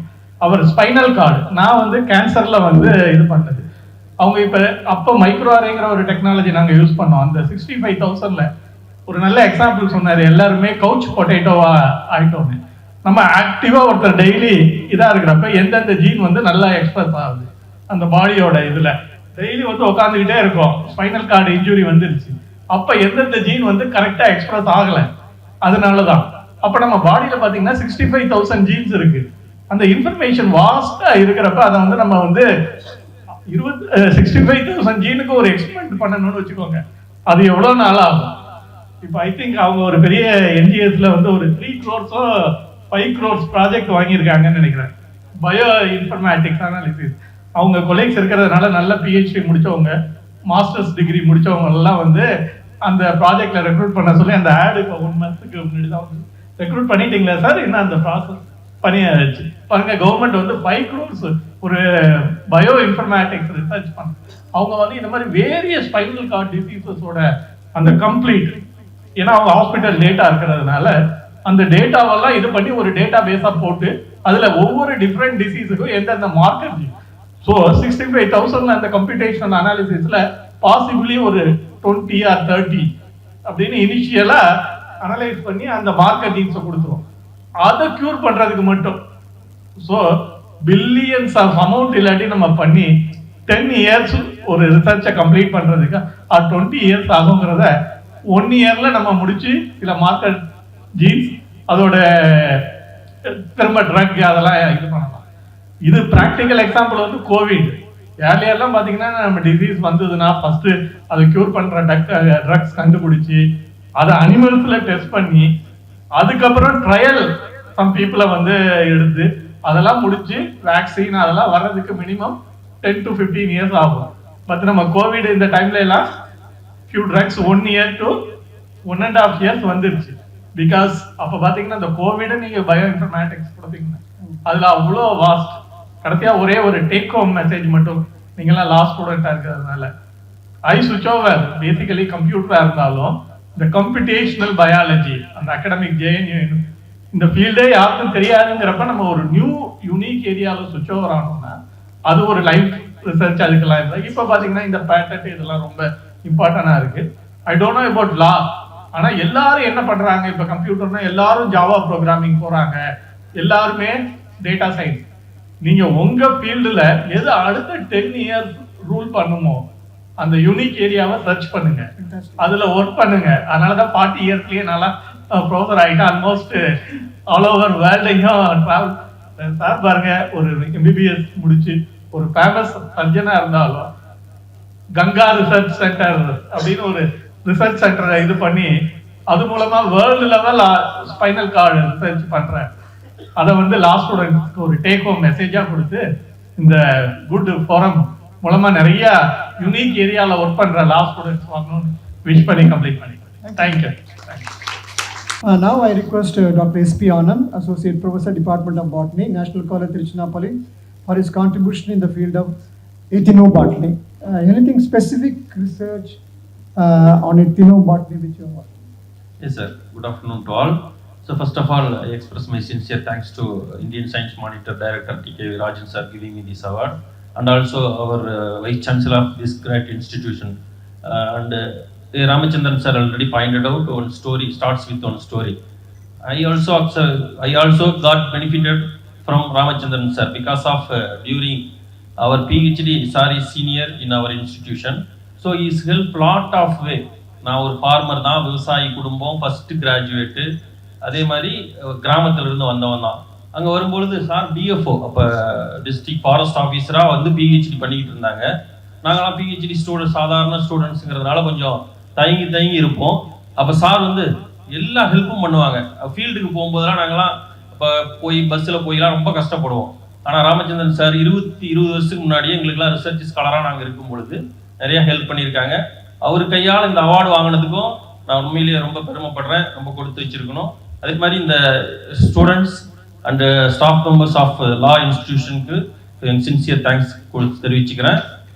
சார் வந்து சொன்னாங்க, சயின்ஸுக்கும் லாவுக்கும் நிறைய தொடர்பு இல்லையே இருந்தாலும் இங்கே வச்சிருக்கு. உண்மையிலே பெருமை.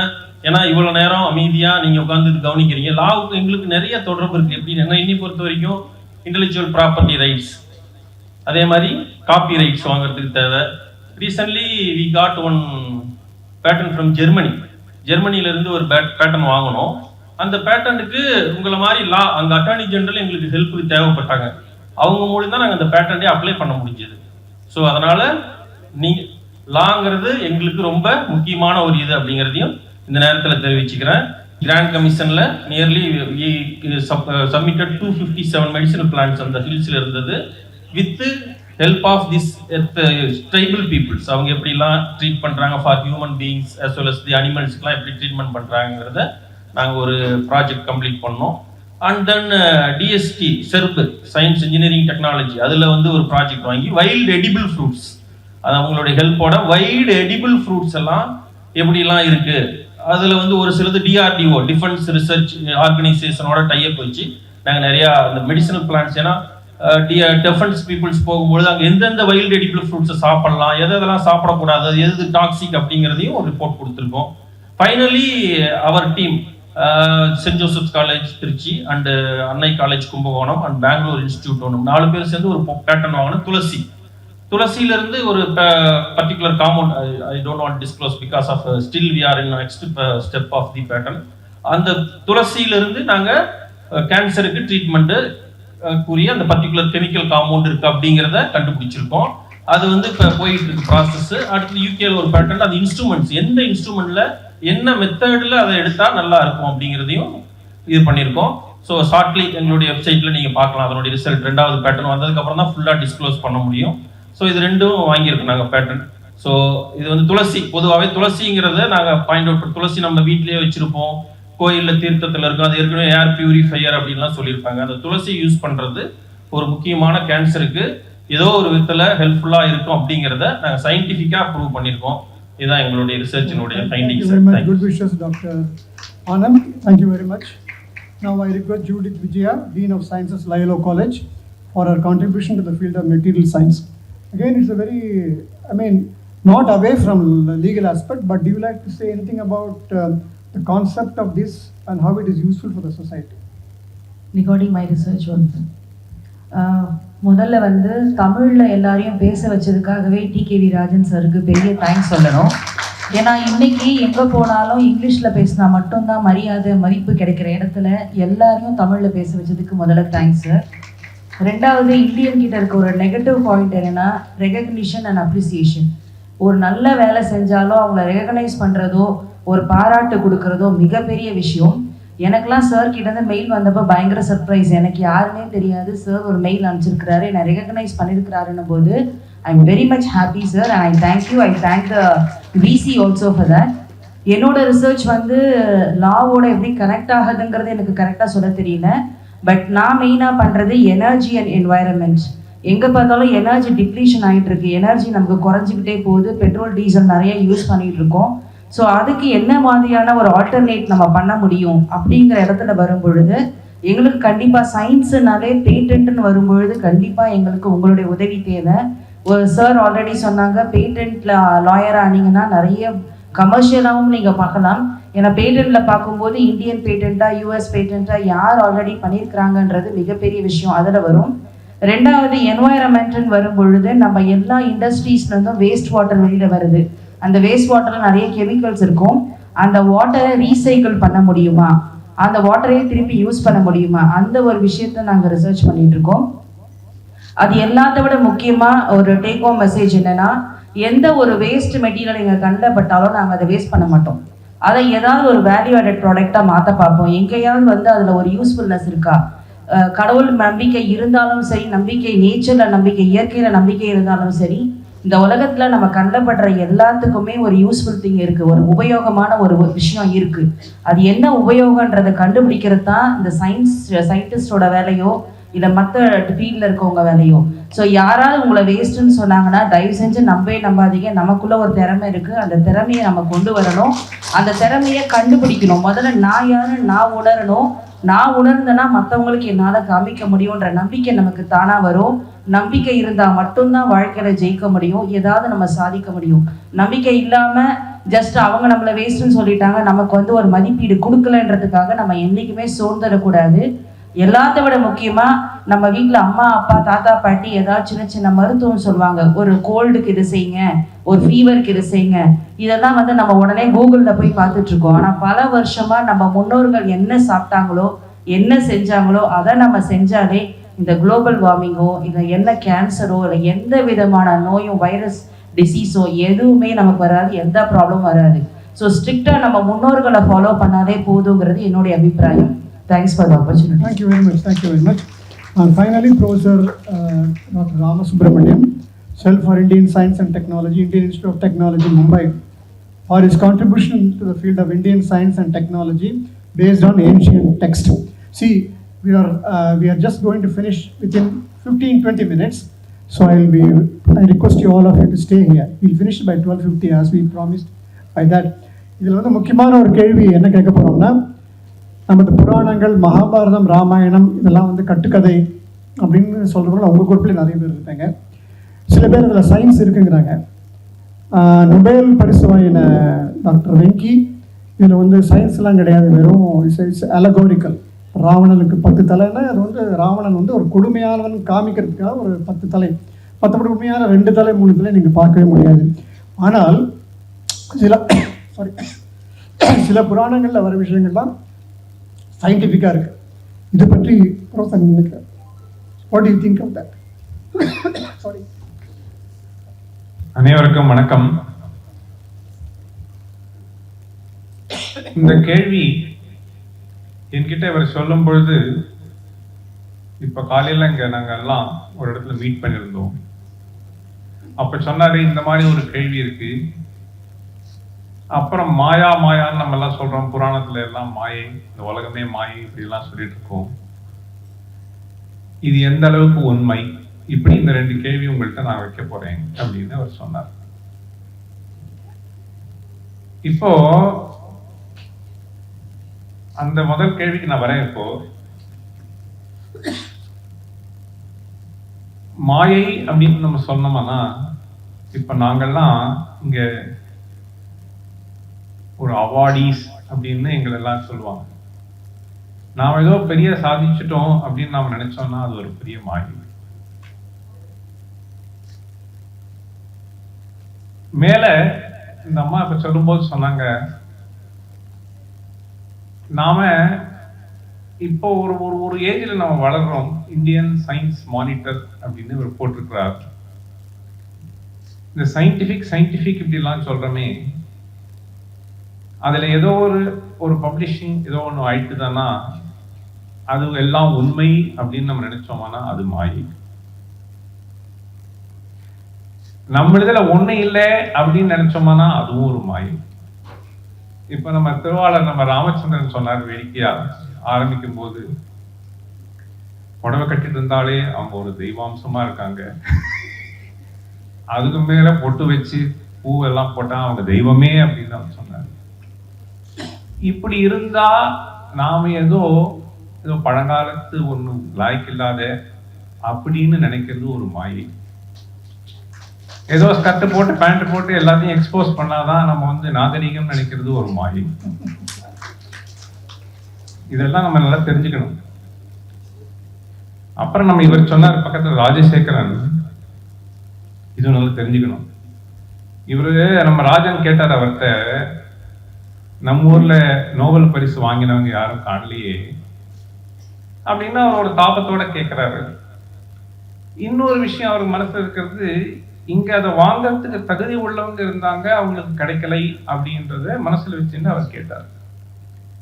அப்ப நம்ம ராஜசேகரன் சொன்னார், இல்ல அவங்க இந்தியன்ஸ் சைனீஸ் இதெல்லாம் பாக்குறது இல்லை, அவங்க தகுதியை மட்டும் பாக்குறாங்க கொடுக்குறாங்க அப்படின்னு 2 பேர் சொன்னதுலயும் உண்மை இருக்கு. ஒன்னும் மதிக்கிறது இல்லை நினைக்கிறது ஒரு மாயை, ஆனா எல்லாத்தையும் ஒன்னா பாக்குறாங்கன்றது ஒரு மாயை. 2 சொல்றேன் உங்களுக்கு தெரிஞ்சுக்கணும். நீங்க இப்போ ஜிஎன் ராமச்சந்திரன் ஒருத்தர் இருக்கார், இவருக்கு தெரியும். நம்ம அண்ணா யூனிவர்சிட்டியில் தான் இவர் இருக்காரு. அங்கதான் biophysics department. Amazing discovery, the helix structure of the protein. Amazing discovery. அதுக்கு போனாங்க, 2 வாட்டி போச்சு, தள்ளிட்டாங்க. அது மாதிரி வேற எனக்கு பல தெரியும். பாரபட்சம் நிறைய இருக்கு. எந்த ஊர்ல இருந்து வந்தாங்க, எந்த இன்ஸ்டிடியூட்ல இருந்து வந்தாங்க, இதெல்லாம் இருக்கு. அதை வச்சுதான் நம்ம ராஜன் கேட்டாரு. ஆனா ஒரு விதத்துல மதிக்கிறாங்கன்றது ஒரு விதத்துல உண்மை. ஆனா இன்னைக்கு கொஞ்சம் மாறி இருக்கு. 50 ஆண்டுகள் 100 ஆண்டுகள் முன்ன நாம எப்ப அடிமையா இருந்தோமோ அப்ப இங்கிருந்து போனதுக்கெல்லாம் ஒன்றும் மதிப்பே இல்லை. நம்ம ஜேசி போஸ் ரொம்ப கஷ்டப்பட்டு போனாரு. ஒரு காமகோட்டி சொன்னார், நாம கிராமத்துல இருந்தோம். இப்போ உங்களுக்கு எல்லாம் தெரியணும், கிராமத்தை விட்டு நாம இங்க இந்த லா யூனிவர்சிட்டியில படிச்சு, நான் இந்த யூனிவர்சிட்டியில படிச்சு ஏதோ ஒரு டிகிரி வாங்கிட்டேன்னா பெருசா சாதிச்சுட்டேன்றது மாயை. முதல்ல தெரிஞ்சுக்கணும். நாம ஏதோ ஒரு கோட்டு சோட்டு போட்டு ஒரு கார்ல போய் இறங்கினோம்னா தான் ஒரு கௌரவன்றதெல்லாம் ஒரு மாயை. Complete illusion, let me tell you. I have gone across the entire globe. So starting from New Zealand to all other places. So thinking of a luxurious living and thinking that we are going to derive happiness by that is complete illusion.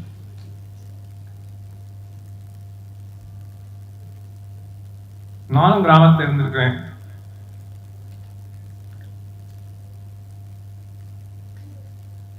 ஒன்னு சொல்லணும் உங்களுக்கு எல்லாம், இன்னைக்கு ஒரு situation எனக்கு மனசுக்கு ரொம்ப வருத்தமா இருக்கு.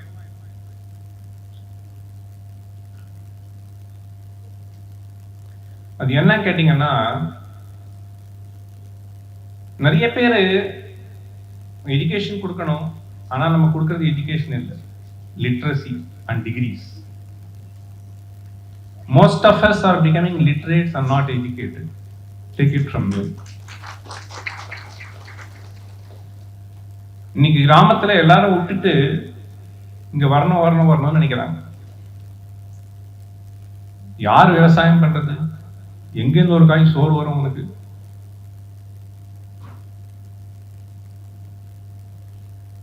செய்யற தொழில் நேர்மையா செய்யணும்,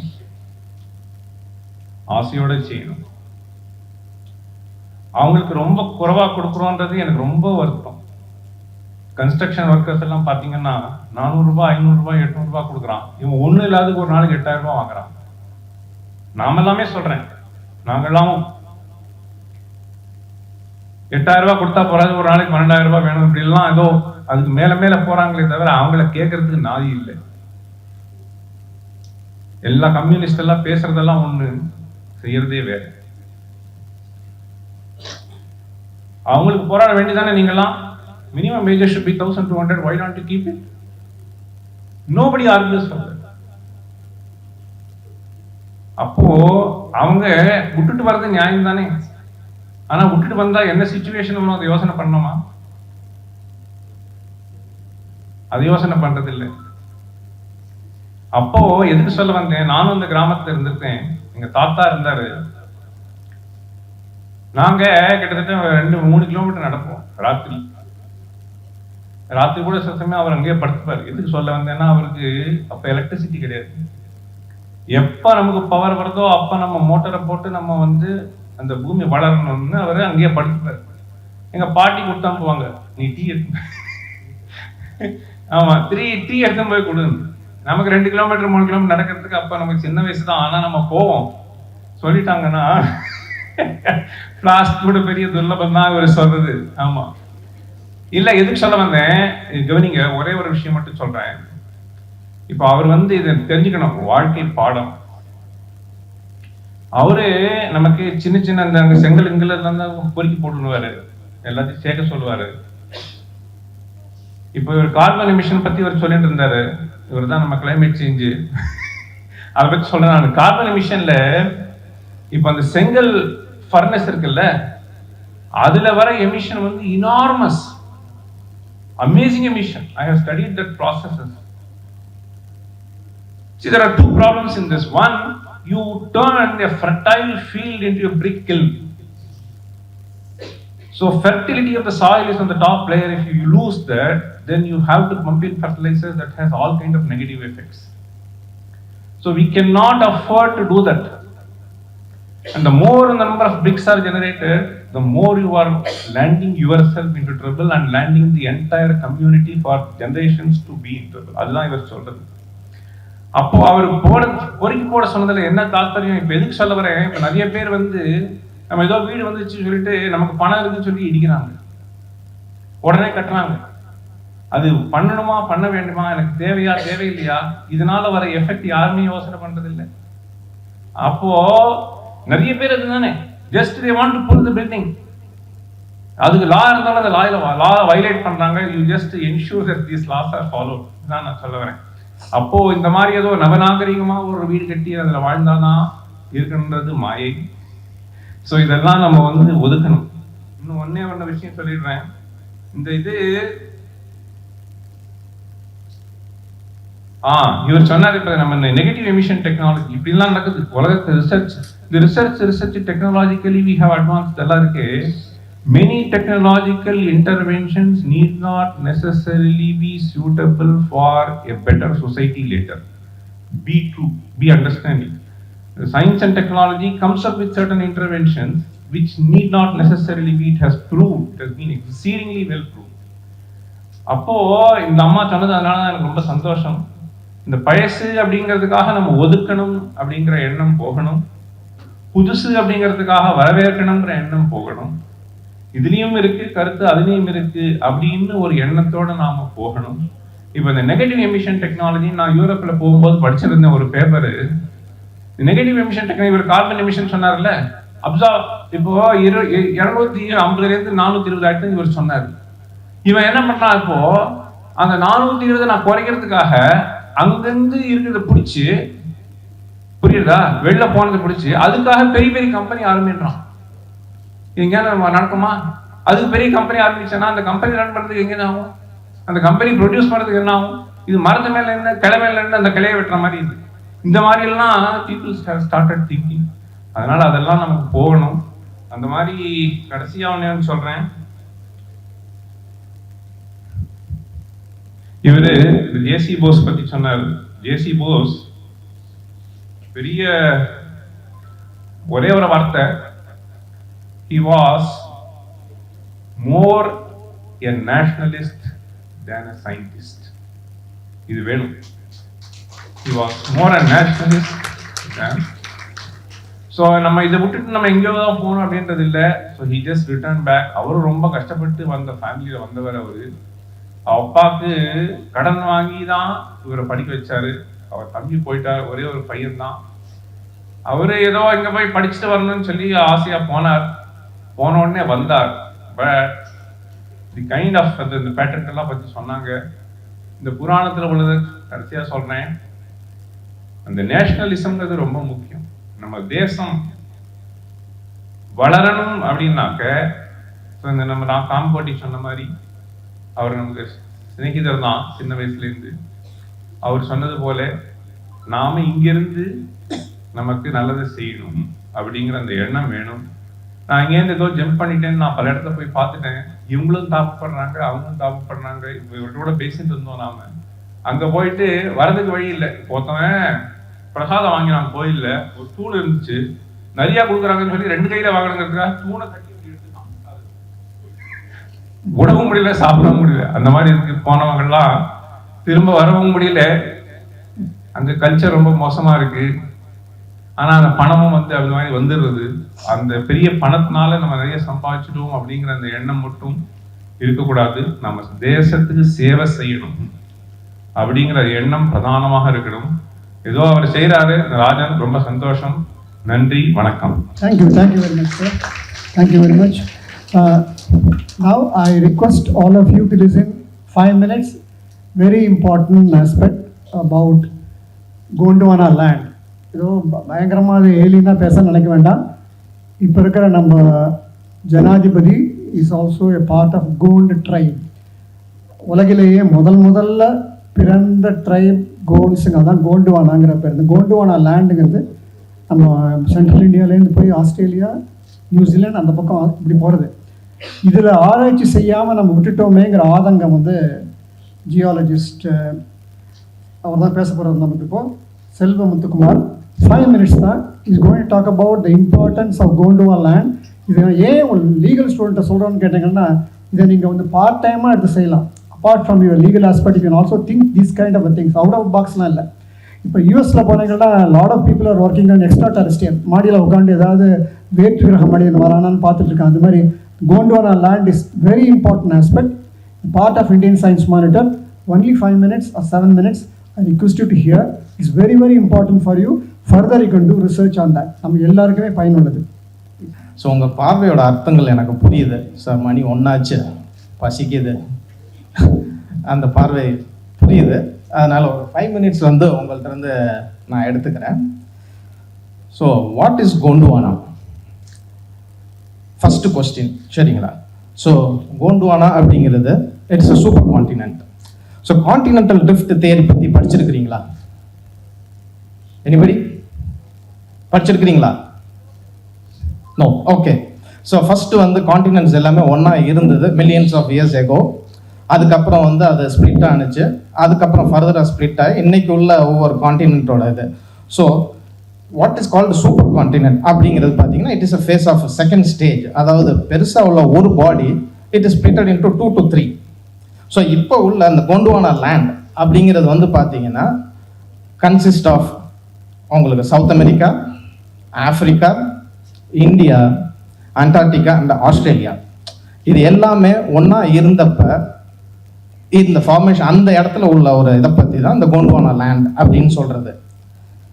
இதோட ஜியாலஜிக்கல் ஃபார்மேஷன்ஸ் என்ன அப்படின்னு, அதாவது கோண்டுவானா லேண்ட் அப்படிங்கிறது வந்து அவர் என்ன நேம் வந்து எங்கேருந்து வந்தது அப்படின்றத சொல்லிட்டாரு. கோண்டுவானா தான் first they are identified these rocks in central India in the Gond kingdom. So that is the name it took from Gondwana.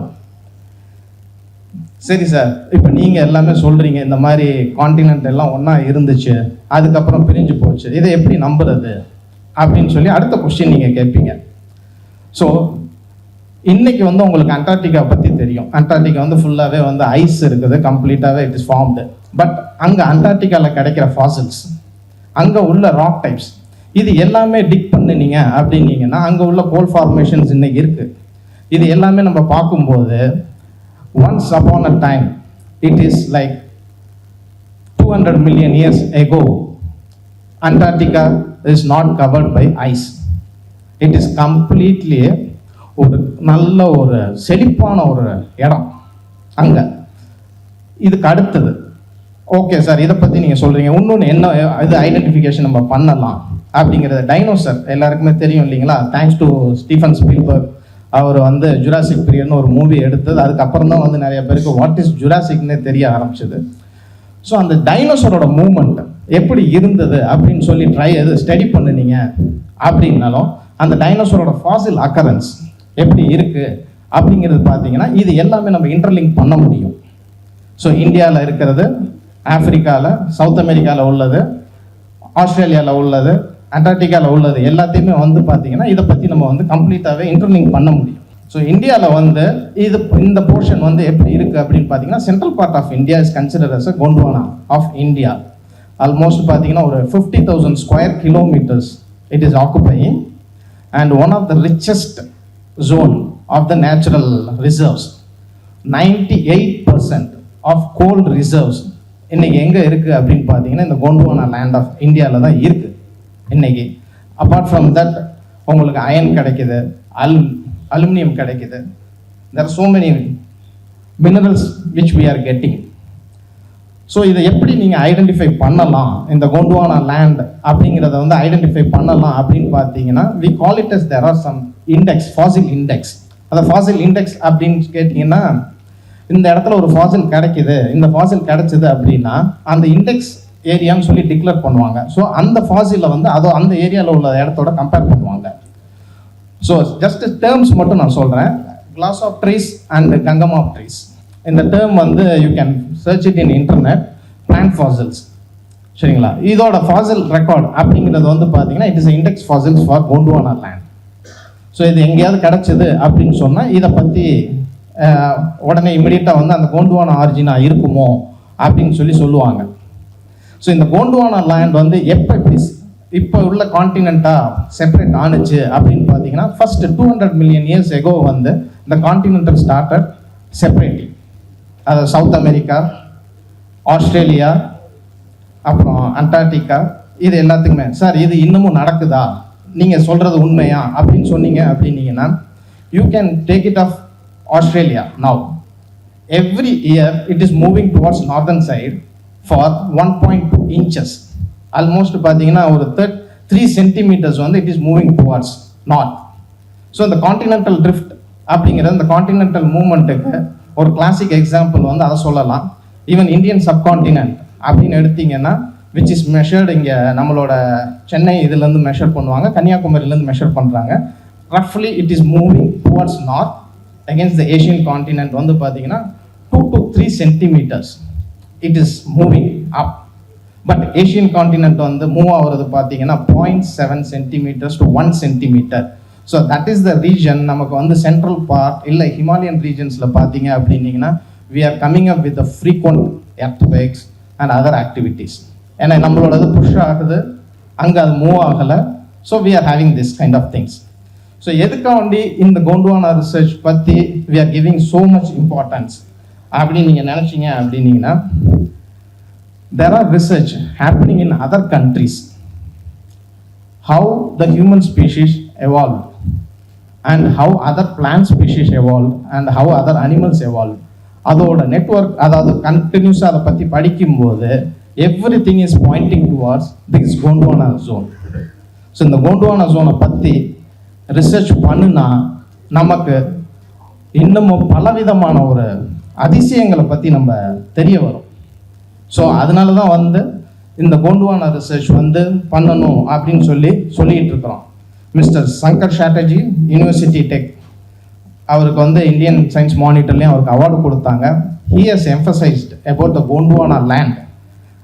அதை பற்றி அவ்வளோ அழகாக அவர் சொல்லிக்கிட்டு இருக்கிறார். அண்ட் அவருடைய பெரிய ஆதங்கம் என்ன அப்படின்னு கேட்டிங்கன்னா நம்ம நாட்டில் இதை பற்றின ரிசர்ச்சே நடக்கலை, பண்ணவும் யாரும் ரெடியாக இல்லை அப்படிங்கிறது. And he is ready to sponsor for this research completely. So அதை நம்ம யூஸ் பண்ணிக்கணும் அந்த மாதிரி ரிசர்ச்சை. இன்னைக்கு இப்போ லாஸ்ட் ஒரு 3 or 4 months back if you are seeing ஷங்காயில் வந்து research international research about Gondwana land and publications அப்படின்னு சொல்லி ஒரு ஃபோரம் ஸ்டார்ட் பண்ணி they are publishing articles. But China is not part of the Gondwana. But why they are doing it? Because they know the potential and we have everything with us and we are not doing it much. So as a geologist உங்களுக்கு உள்ள ஒரே ஒரு request தான், அது young students அதாவது young generations இப்போ வந்து பார்த்தீங்கன்னா பொன்னியின் செல்வன் படம் வந்ததுக்கப்புறம் it is a lot of things I am seeing about archaeology. நிறைய இடத்துல பார்த்தீங்கன்னா மரபு நடை அப்படின்னு சொல்லி ஆர்கியாலஜி பற்றி நிறைய பேர் படிக்கிறாங்க. கல்வெட்டு இது இன்னைக்கு ஆன்லைன்லேயே ஃப்ரீயாக நடத்துகிறாங்க. So beyond archaeology, so the same kind of things should reach from geology to the non geology students. So அதுதான் எங்களுடைய ஒரே ஒரு ஆசை. ஏன்னா இதை பண்ணுறதுக்கு வந்து ஒரு ஜியாலஜி ஸ்டூடெண்ட் தான் பண்ணணும் அப்படிங்கிறது கிடையாது. ஒரு ஃபாசிலை எடுத்து நீங்கள் ஐடென்டிஃபை பண்ணணும். இன்றைக்கு உள்ள ஒரு டெக்னாலஜி வேர்ல்டில் வந்து நீங்கள் ஒரு வாக் போய் ஒரு ஃபாசிலை எடுத்து அப்படியே ஈஸியாக நீங்கள் ஐடென்டிஃபை பண்ணிடலாம். And you can create a museum. So simply I request you all the younger generations apart from your core law ஒரு ஹாபியை ஜியாலஜியை எடுத்துக்கோங்க. ஸோ அதை பற்றின ரிசர்ச் பண்ணுங்க. And we have to do more about this Gondwana land which is untouched in India. Thank you so much. Thank you for the opportunity. Who is Jagadish Chandra Bose? Our member, Mr. Srinivasan, will give in 3 minutes timeline of J.C. Bose. Mr. Srinivasan. He is our member and leading chartered accountant. He is interested in science also. Welcome. I will try to make short my presentation and specific to not the timelines etc. specific to discoveries, important discoveries of Sir J.C. Bose. The most important and critical point of discovery is radio microwave optics, and which has actually made significant contributions to the subject of botany itself. and he was the major in India. He was the major force behind the experimental science in the Indian subcontinent itself.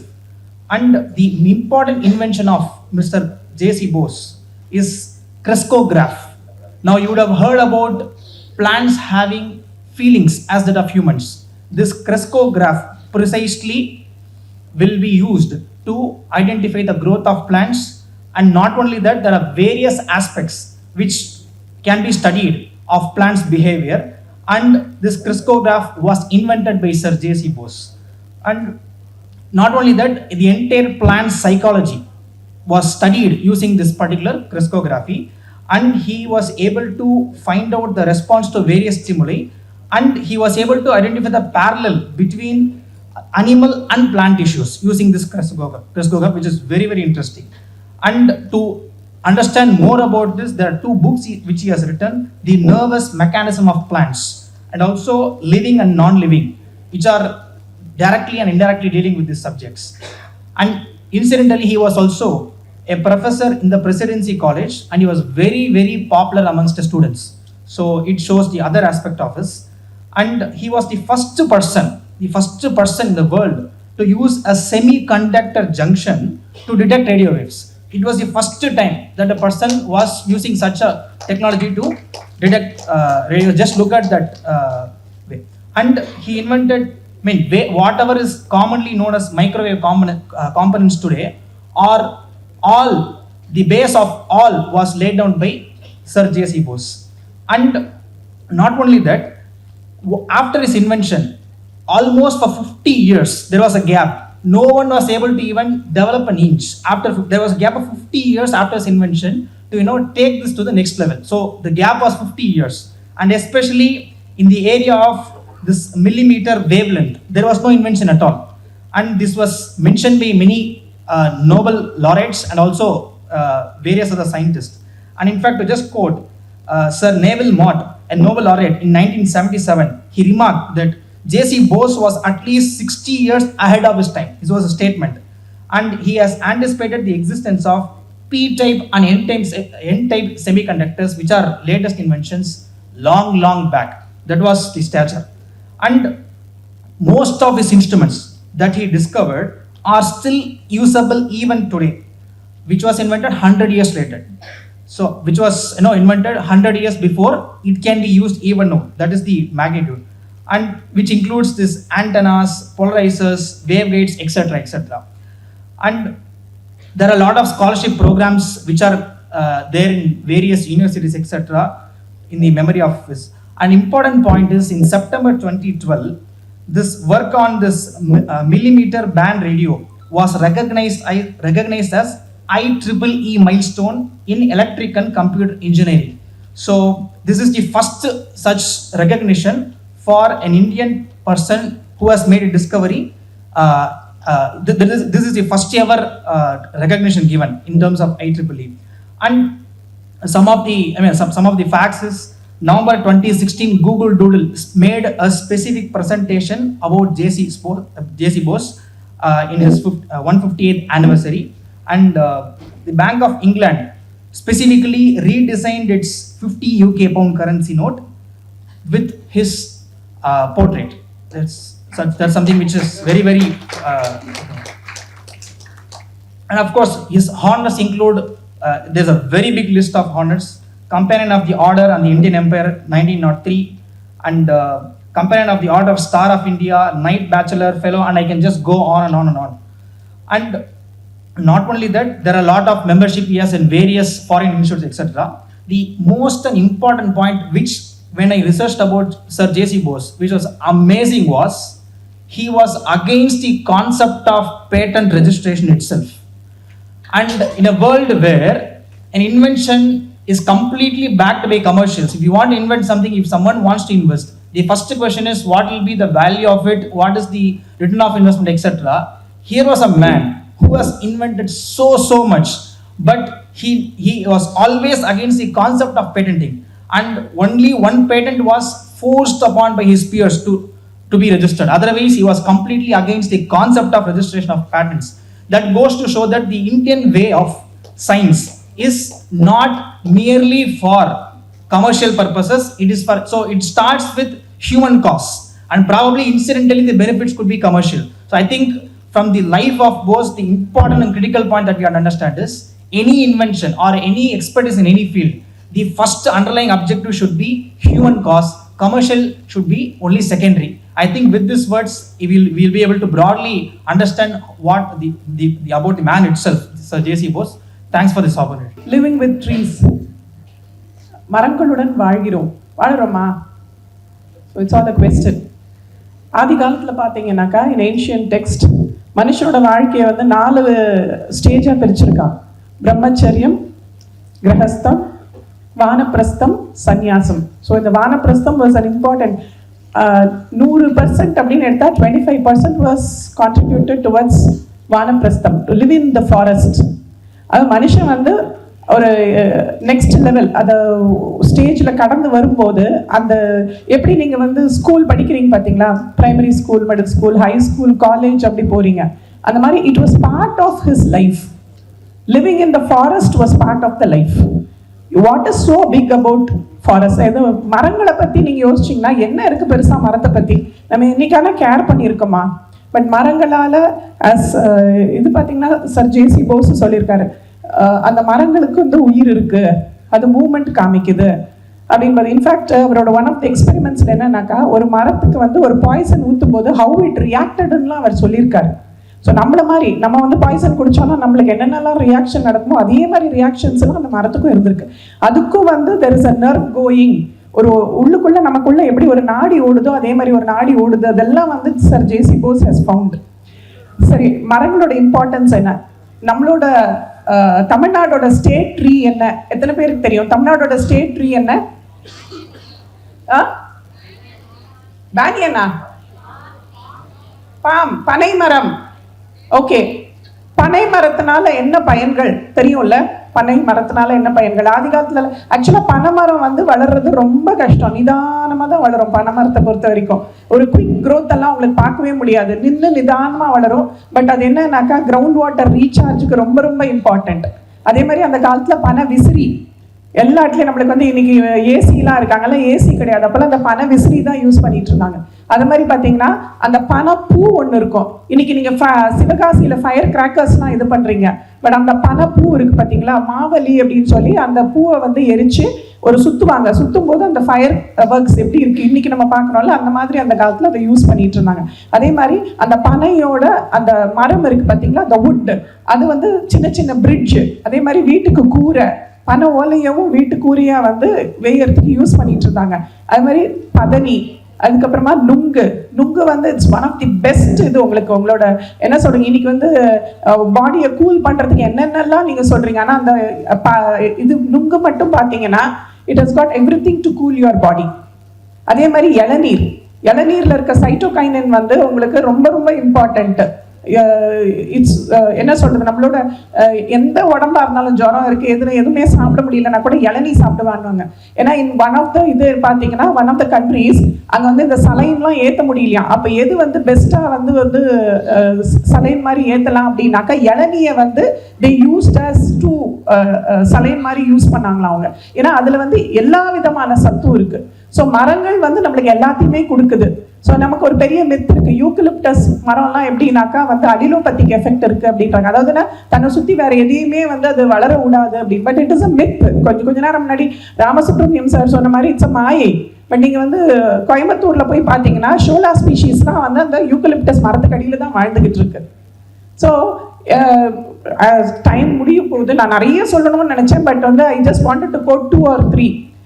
Matsya புராணத்தில் பார்த்தீங்கன்னாக்கா மரத்துக்கு வந்து எவ்வளோ importance கொடுத்துருக்காங்க அப்படின்னாக்கா, நீங்கள் வந்து 10 குளத்தை வெட்டினீங்கன்னா ஒரு குட்டையை வெட்டினத்துக்கு சமானம், 10 குட்டையை வெட்டினீங்கன்னா ஒரு ஏரியை வெட்டினத்துக்கு சமானம், 10 ஏரியை வெட்டினீங்கன்னா ஒரு நல்ல பிள்ளைய பெற்றதுக்கு சமானம், 10 பிள்ளைங்களை பெற்றீங்கன்னா ஒரு மரத்தை வைக்கிறதுக்கு சமானம். அப்போ நீங்கள் பாருங்க ஒரு மரத்துக்கு எவ்வளோ ஒரு இம்பார்ட்டன்ஸ். சினிமா பாடல்கள் எல்லாம் கூட வந்திருக்கு, அதை வந்து பிள்ளைய பெற்றவன் கண்ணீர் விடுவான், மரத்தை வச்சவன் வந்து இளநீ தண்ணி கிடைக்கும் அப்படிங்கிற மாதிரிலாம் நிறைய சாங்ஸ் இருக்கு. ஸோ ஒரு மரம் வந்து எப்படின்னா தன்னை வெட்ட வாழை மரம் எப்படின்னா வெட்ட தன்னுடைய சந்ததியினர் வந்து கொடுத்துக்கிட்டே இருக்கோம், கர்ண பரம்பரை. ஆனால் நம்ம வந்து நமக்கு யாருன்னா ஒருத்தர் தீங்கு செஞ்சோன்னா நம்ம உடனே ரிவெஞ்ச் எடுப்போம். But trees are not like that. நான் எல்லா ஃபோரத்துலையும் சொல்கிறது ஒன்று தான், ட்ரீஸ்னால என்ன பெனிஃபிட்னு நினைப்பீங்க? நம்மளுக்கு வந்து பார்த்தீங்கன்னாக்கா கோடை காலத்தில் வெயிலோட அருமை நிழல்ல தான் தெரியும்னு சொல்லுவாங்க. அந்த மாதிரி நம்மள நடந்து போகும்போது தான் உங்களுக்கு தெரியும். அந்த காலத்தில் ராஜாக்கள்லாம் பார்த்தீங்கன்னா நிறைய மரங்கள் நட்டாங்க. அசோகர் மரம் நட்டாருன்றது தான் நம்ம எப்பவுமே படிச்சுட்டு இருந்தது அப்பெல்லாம். இப்போ வந்து நிறைய சேஞ்ச் ஆயிடுச்சு. நான் இன்னொன்று கூட கொஞ்சம் ஃபன்னியாக சொல்லிட்டு இருப்பேன் எல்லாருக்கிட்டையும் சொல்லும்போது, அந்த காலத்துலலாம் நிறைய பேர் நம்ம இன்னைக்கு வந்து ஒரு ஃபேமிலியில் ஒரு குழந்தை 2 குழந்தை ரொம்ப அபூர்வம். அந்த காலத்தில் ஃபேமிலி இல்லைன்னா 10 குழந்தை 16 குழந்தை, குசேலருக்கெல்லாம் 16 குழந்தை. அப்போ என்னன்னா அந்த காலத்தில் நிறைய மரம் இருந்தது. அதனால வந்து மரம் வைக்க வேண்டிய அவசியம் இல்லை, பிள்ளைகளை நிறைய பெற்றுக்கிட்டாங்க. இன்னைக்கு வந்து பிள்ளை வந்து ரொம்ப கம்மியாக போயிடுச்சு. அதனால மரங்களை நம்ம அதிகமாக வளர்க்க வேண்டிய ஒரு சூழ்நிலை வந்துருச்சு அப்படின்னு சொல்லிட்டு, இதுக்கெல்லாம் காரணம் என்னன்னா we are all changing back to the Vedas அப்படின்னு சொல்றோம். வேதா அப்படின்னாக்கா don't take it in the other sense. But கொஞ்ச நேரம் முன்னாடி ஜூடி மேம் சொன்ன மாதிரி நம்மளோட ஏன்ஷியன்ட் இதை வந்து நம்ம ஃபாலோ பண்ணோம்னாலே நம்ம உடல் ஆரோக்கியமாக இருக்கும், நம்ம வந்து சுற்றுச்சூழல் நல்ல ஆரோக்கியமாக இருக்கும், நம்மளோட சந்ததியினருக்கு வந்து ஒரு எதிர்காலத்தில் சந்ததியினர் வந்து ரொம்ப சுகமாக வாழக்கூடிய ஒரு சூழ்நிலையை நம்மளால ஏற்படுத்த முடியும். ரீசெண்டாக சுப்ரீம் கோர்ட் ஜட்ஜ்மெண்ட் கூட ஒன்று வந்தது, ஒரு மரத்தோட வேல்யூ என்ன அப்படின்னு சொல்லிட்டு ஒரு கமிட்டி வச்சு ஃபார்ம் பண்ணாங்க. ஏன்னா ஹைவேஸ்லாம் இன்டிஸ்கிரிமினேட்டாக மரத்தை வெட்டிட்டு போயிட்டு இருக்காங்க. I don't know, last week வந்தது, நீங்கள் படிச்சிருப்பீங்க பேப்பரில். ஒரு மரத்தோட வேல்யூ பர் இயர் 74,500. அதில் 45,000 is only for oxygen production. Oxygen produce பண்ணுறதுக்கு மட்டும் 45,000 ஒரு வருஷத்துக்கு வேல்யூவேஷன். பட் நான் ஏற்கனவே உங்களுக்கு வந்து இந்த ஃபோரத்தில் சொல்லியிருக்கேன், டெல்லியில் வந்து ஆக்சிஜன் பார்லர்ஸ்லாம் பண்ணும்போது ஒரு 15 மினிட்ஸ்க்கு 299 rupees வந்து ஆக்சிஜன் பார்லரில் they are charging, which means on an average lifespan oda Indian வந்து 68.5 yearsல 73 crores of worth of oxygen நம்ம வந்து inhale பண்றோம்ன்றது உங்களுக்கு சொல்லியிருக்கேன். So what they had actually judged is very very low, 45,000 per year என்றது ரொம்ப கம்மி. But at least some valuation is given. So நீங்கள் உங்கள் வாழ்நாளில் உங்கள் பிள்ளைங்களுக்கு எந்த சொத்தையுமே விட்டுட்டு போகணுன்ற அவசியம் இல்லை. ஒரே ஒரு மரத்தை மட்டும் விட்டுட்டு போங்க, அது தன்னால் வந்து இட் பர்பச்சுவேட். நீங்கள் சும்மா தானாக விட்டுட்டு போங்க ஒரு இடத்த, அது காடாக விளைஞ்சு போயிடும். நீங்கள் யோசிச்சு பாருங்க, ஒரு இடத்த வந்து அப்படியே சும்மா விட்டிங்கனாலே போகிறோம், அது காடாக வளைஞ்சிரும். அதனால வந்து காடை வந்து பாதுகாக்கணும். ஒரு காலத்தில் ஃபுல்லாக காடாக இருந்த இடம் எல்லா இடத்துலையும் ஏரி குளம் குட்டையெல்லாம் இருந்தது. ஒரு காலத்தில் பள்ளிக்கரணையிலேருந்து தரமணி வரைக்கும் பார்த்தீங்கன்னா it was a wetland area. இன்னைக்கு ஸ்கை ஸ்கிரேப்பிங் பில்டிங்ஸ் வந்துருச்சு. அக்ரிகல்ச்சரல் லேண்ட்ஸ் எல்லாம் அழிச்சிட்டு நம்ம வந்து just we are creating skyscraping buildings. இதனால என்ன, ஜங்கல்ஸை விட்டுட்டு we are building all buildings. இதனால ஒரு பிரயோஜனம் இல்லை. தயவு செஞ்சு மரங்களை வளர்க்கணும், மரங்களை நேசியுங்கள், அதன் மூலமாக கிடைக்கக்கூடிய அந்த பிராணவாயுவை நீங்கள் சுவாசியுங்கள். நன்றி, வணக்கம்.